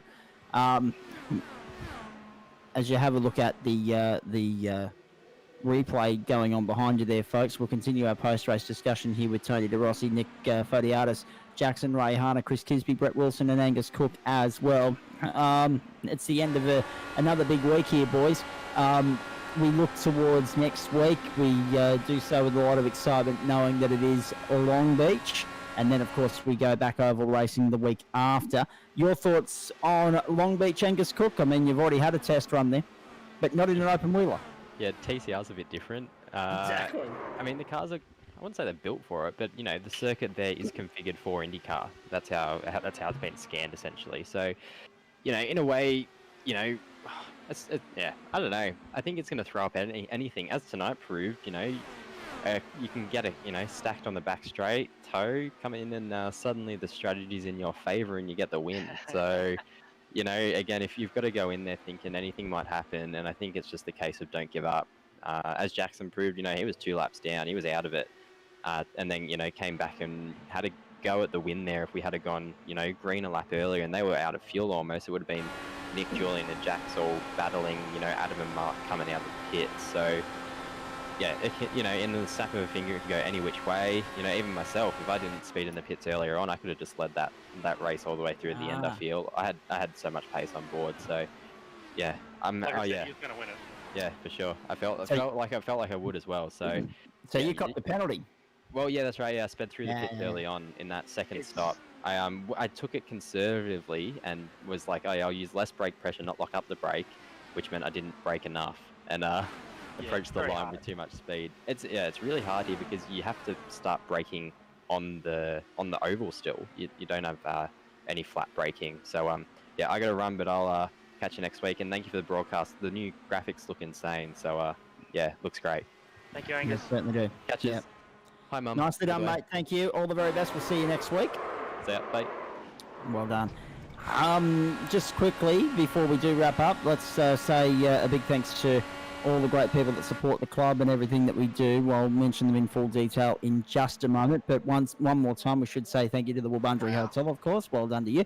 Adam Lavis, 56 points. Nick Fodiatis, 47. 45 for Jackson Rayhana. And 41 for Chris Stark. Julian Mookie on 34. Matt O'Grady on 33. 28 for Mark Smith. Tony De Rossi, 25. 22 for Grant Gill. and 20 for John Simpson makes up the top 10 at this point in time. A lot to look forward to as far as this championship is concerned. I mean, another 8 weeks ebbing and flowing between road courses and ovals. We've even got a touch of Australia in there with Phillip Island. Yeah, keep your eyes peeled on Sharp Road to Indy with Motofocus in 2021. It's going to be good stuff. Jackson, obviously you've heard Angus Cook's comments. What are your thoughts going into Long Beach? Because, I mean, it's going to be the interesting dynamic of this series. We've got an oval there, and we've got another one in 8 weeks' time with Indianapolis where it encourages a lot of slipstreaming, a lot of tight racing, a lot of overtaking. Then we go to a couple of ovals. I think Gateway's in there, Las Vegas. Las Vegas will be great for overtaking, maybe not so Gateway, but and then you go to the street courses, and Long Beach, as proven last night in the Porsches, not always easy to overtake on. Oh, absolutely, mate. Long Beach in these cars suits me very, very well. The last 3 league races at street circuits, whether it be Formula 3 or Indy Pros or something, the last 3 league races I've got pole and a win. So, yeah, looking to continue that form on wings and slicks at street circuits. I love it. My favourite combo of anything on a sim, a wings and slicks car at a street circuit. Beautiful. Tony De Rossi, we've seen you dabble in a few of our tin top categories in the Gentleman Sim Racing Club. How are you enjoying the switch to open wheelers and the challenge of IndyCar, mate? Oh, very much so. Yeah, very much. Yeah, it's obviously a pretty steep learning curve for an old bloke, a semi-old bloke. So yeah, no, they're really good. Like I said last You're week, only a young pup, mate. yeah, no, really looking forward to the series in the next race. You know, I was lapping with Jackson for 4 or 5 laps today. So you know, that was great fun. Just being up there with guys that are that fast and having a few laps with them. You know, it was awesome. Indeed, and we're looking forward to seeing you progress as the season goes on. But that's the great thing about it too, Nick, and Paul Nichols mentioned it as well. As the season goes on, as these guys get more comfortable on ovals, and each one is different. We've already alluded to that, but the quality of the product we get when we get to Indianapolis, where we up the laps, we up the intensity, it's going to be pretty special. Well, that's it. I mean, ovals might be alien to a fair few of the members, so we're stepping it up slowly but surely. The ovals do get harder. I actually feel that Gateway is going to have more passing than Las Vegas. Las Vegas has got the tiny little wings that this has. Yep. And the track drives very similarly, but you don't have as much push, and yeah, you shouldn't really spin coming off the corners. If you go on the flat, you'll spin, but whereas Gateway, you actually have heavy braking into turn 1. So yeah, we'll see. Like I said, it's going to get harder. The tracks I've chosen, which you've seen the list, and yep. I think JP will put it up in just a sec. They progressively get harder. So both in terms of road courses and ovals, they get harder. So it's going to develop the drivers, but also test them at the same time. And Milwaukee, of course, in there as well. There they are, folks. That's where we're going. Sharp Extensive IT Road to Indy with Motofocus, of course, every Friday for the next 8 weeks. Long Beach, Las Vegas, Sonoma, brilliant IndyCar racing circuit. Gateway, Phillip Island, that'll be interesting. Milwaukee, always a challenge. Then Barber Motorsports Park, which if it's anything like the GT3 race we had there last year, my God, that's going to be good fun. And, of course, we wrap it up with a 95-minute race around the Brickyard. And in terms of time tonight, we had plenty up our sleeve. It was slotted for 85 laps or 65 minutes, 56 and a half. We did it in tonight. Adam Lavis getting the job done from Mark Smith, Nick Fodiatis, Julie Mookie, and Jackson Rayhana, the top 5. Chris Kisby, race control. Obviously, you're going to have to go back and have a look at it once Tasmania puts the internet back on for you. But for the most part, from what you've heard tonight, what'd you make of it? I made it pretty well. It was pretty unlucky to have the first yellow so early. But I didn't see too much there that was caused by drivers. It was on other drivers. It was mainly they lost it themselves. But I'll get one of the guys to show me the replays, and we'll take it from there. I'm sure Nick Pop has saved the replay. No, in my excitement to get out, I was. Oh no! Mate, there's just so much going on in my head. There's a lot going on. We'll find someone. That'll be fine. Quickly back to you though, Nick. Had we had a rule where unlimited safety cars came into play, there was a crash there very quickly after the final restart. Caught up 3 cars, smashed them, rode them off. Would that have helped you guys that were running short on fuel there?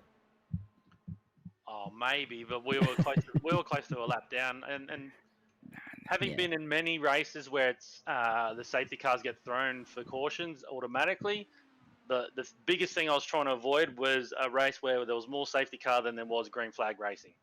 Yep. We don't want to see that. We don't want to be part of it. And yeah, I've deliberately restricted it to 2 for that very reason. Also, it puts a premium more on the driving itself rather than the strategy. So yeah, it's really is a thinking drivers championship. For sure. And that'll probably be like it was with the stock cars, an extra one for the longer races, but we'll see how all that plays out when we get to Indianapolis. In 8 weeks' time, can you believe it? The end of the season is only 8 weeks away. Only 1/5 of the way through the season already, boys. It's been a big 2 weeks to start us off. 7 broadcasts down, 32 to come, and looking forward to them all immensely. Brett Wilson, what's your next iRacing assignment, please, before we wrap things up? It is buying Long Beach and doing Good some boy. practice for next week. I like his style.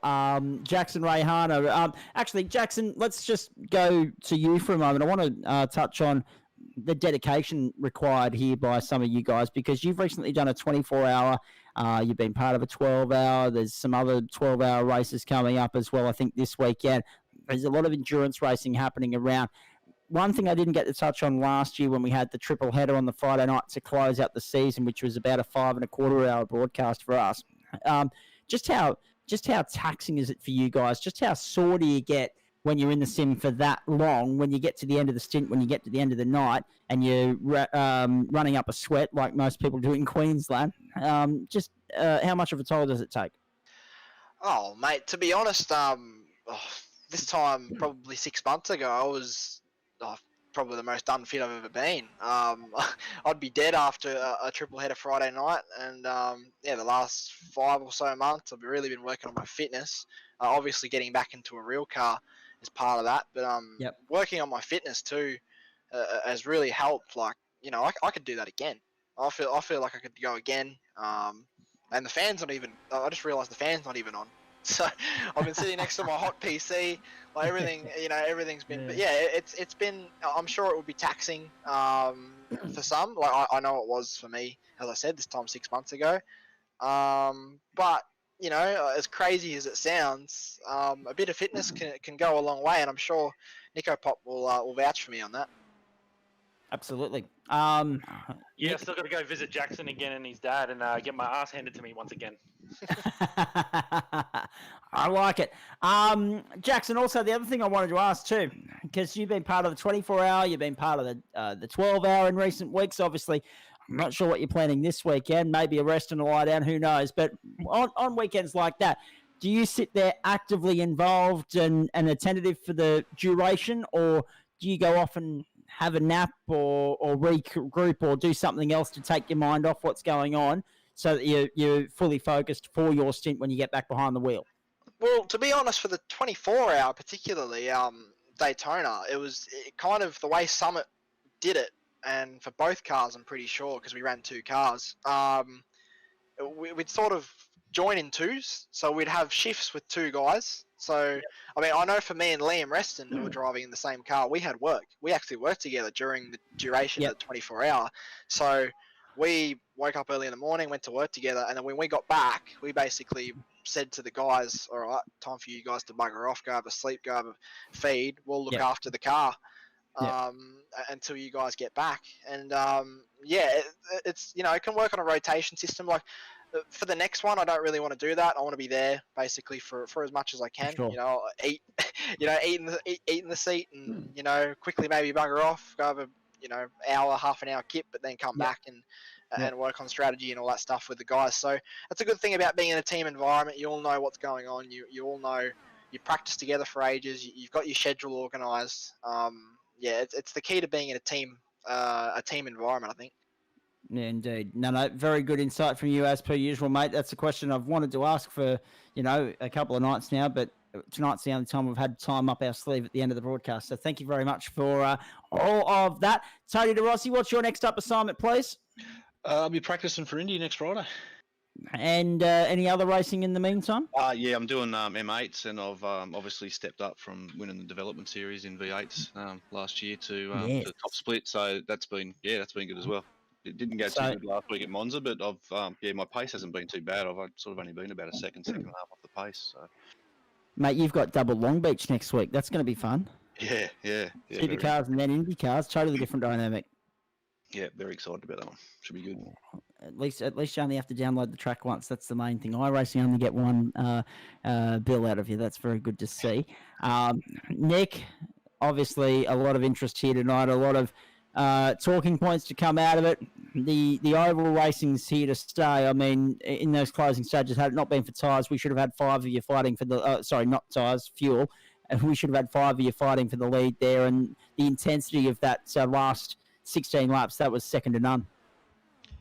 Yeah, look, in the pits, I don't know how I leapfrogged a whole heap of people, but I did, and I had Jackson on my tail, then I hightailed it out of the pits, and all I know was I didn't lift my foot for the last set of laps, but unfortunate for us, Adam had come back to start lapping us, so he got a free tow the whole way. So he played the strategy well, he drove well, he'd been saving all race, he'd been going about 2 laps longer than most of the field, fully well deserved. I'm going to watch this back tomorrow when I've got some time. But I think I did say to my teammate at one stage, I think Zach's going to be going off here. He did. I haven't needed the Strepsils yet this week. I'm going to tomorrow morning. Don't worry about that. It's been good fun. However, with saying that too, what we need to touch on just quickly, your race. It was a tale of what might have been, not necessarily from the fuel standpoint, but a spin there really cost you as well at one point. Yeah, the driver of the Bailey Ladders IndyCar put the weight jacker up just before that, another 2 clicks, and then got distracted by something on the left hand side. And as you do, when you look to the left, you put more steering lock into the left, and I sharpened up the exit of the corner of turn 2. Spun, but far out. How good are our drivers? Not one person got anywhere near me in the spin. So we just saw it before in the background shot there. But yeah, the level of drivers, and it goes to prove in qualifying, you probably had another high pitched session there. What was it? 1/10 separated first to 18th or something silly like that. So yeah. First to 24th separated by 0.2 of a second in qualifying. Yeah. So and it just shows the quality. And you've touched on this before. The level of the guys in this group, the ones who have stuck around for a long time, and even the ones coming in, the level of the driver's skill and ability is just going up and up and up. And I will say it, as we got possibly one of the most competitive collections of drivers. I don't know how many we got, Zach. You might have to tell me that one, but we're right up there. Paid membership sits at 450, doesn't it? There you go. Between 450 drivers, the top 17 within 1/10. I mean, it is an oval after all, but far out. Yeah. Splitting We hairs. had 27 on the grid tonight. Could have been 29 because we had Michael Schreier and Scott Griffiths in there in the meantime as well in practice. So, I mean, good signs for what's ahead. There's no doubt about that. I think we're done on that note. Gentlemen, thank you very much for your time tonight. Brett Wilson, Jackson Ray Harner, Angus Cook, Tony DeRossi, everyone else that's been in for a chat, Chris Kisby too, Paul Nichols. It's been good fun as per usual. Final thoughts, I think driver of the night goes to Adam Lavis, Nick. I mean, yeah, it's pretty hard to beat. Not that we're being biased or anything, but he really upped the ante tonight. There's no doubt about that. 2 different winners in as many rounds for the Road to Indy Series, presented by Sharp, Extensive IT, and also Motor Focus. High-scale quality models. Good stuff there, and looking forward to what is to come as far as the Gentleman Sim Racing Club is concerned, and also for Sim Shed Broadcasting as well, because this is just the start of the year for our mate JP. come and join us on Tuesday night for all the action of the NTS Supercar Series from Long Beach, California. And that's going to be huge. Tuesday night, I'll be in the chair commentating that one. And of course, SimShed Broadcasting continues across the week as well. But I just wanted to give a personal mention there because if you want to listen to me losing my absolute you-know-what, it'll probably be Long Beach on Tuesday night. As far as Gentlemen Sim Racing Club is concerned, really looking forward to what's to come next week. Let's have a quick look ahead for you now. Monday night, intro to wings into, of course, the GT3 series. We head to Laguna Seca. There's a real American flavour to next week here for the Gentlemen Sim Racing Club. Wednesday night, we are with you at this point in time because Adam Lavis is a clear work schedule, so we will be with you on the Wednesday night. Pocono, the venue for the up-and-comers. Long Beach for the supercars. Thursday night, we had a little bit of German to your week with the TCR GT4 Pilot Series and also, of course, the Porsche Cup for Rockdale Volkswagen from the Nürburgring Grand Prix course. So looking forward to that. Then on Friday night, still TBC for our good friends in Freaky Friday because they go to a vote again. Track and car combination will be determined during next Thursday night's broadcast, and we'll let you know then. But all eyes on IndyCar from Long Beach. The Grand Prix of Long Beach, of course, not until September this year, thanks to COVID, but we're going virtually to Long Beach next Friday night. Monday, 8 p.m. Eastern Daylight Time. Wednesday, 7:30. Thursday as well. Sorry, Wednesday, 7 Eastern Daylight Time. Thursday and Friday, 7:30 Eastern Daylight Time. Make a note of all of that. Tuesday night with JP, 8:30 Eastern Daylight Time. Make a note of that as well. Huge thanks to the people that make it possible to bring it to you, of course, not just SimShed Broadcasting, but all these great sponsors as well. Just have a look at this growing list of fine people and fine organisations.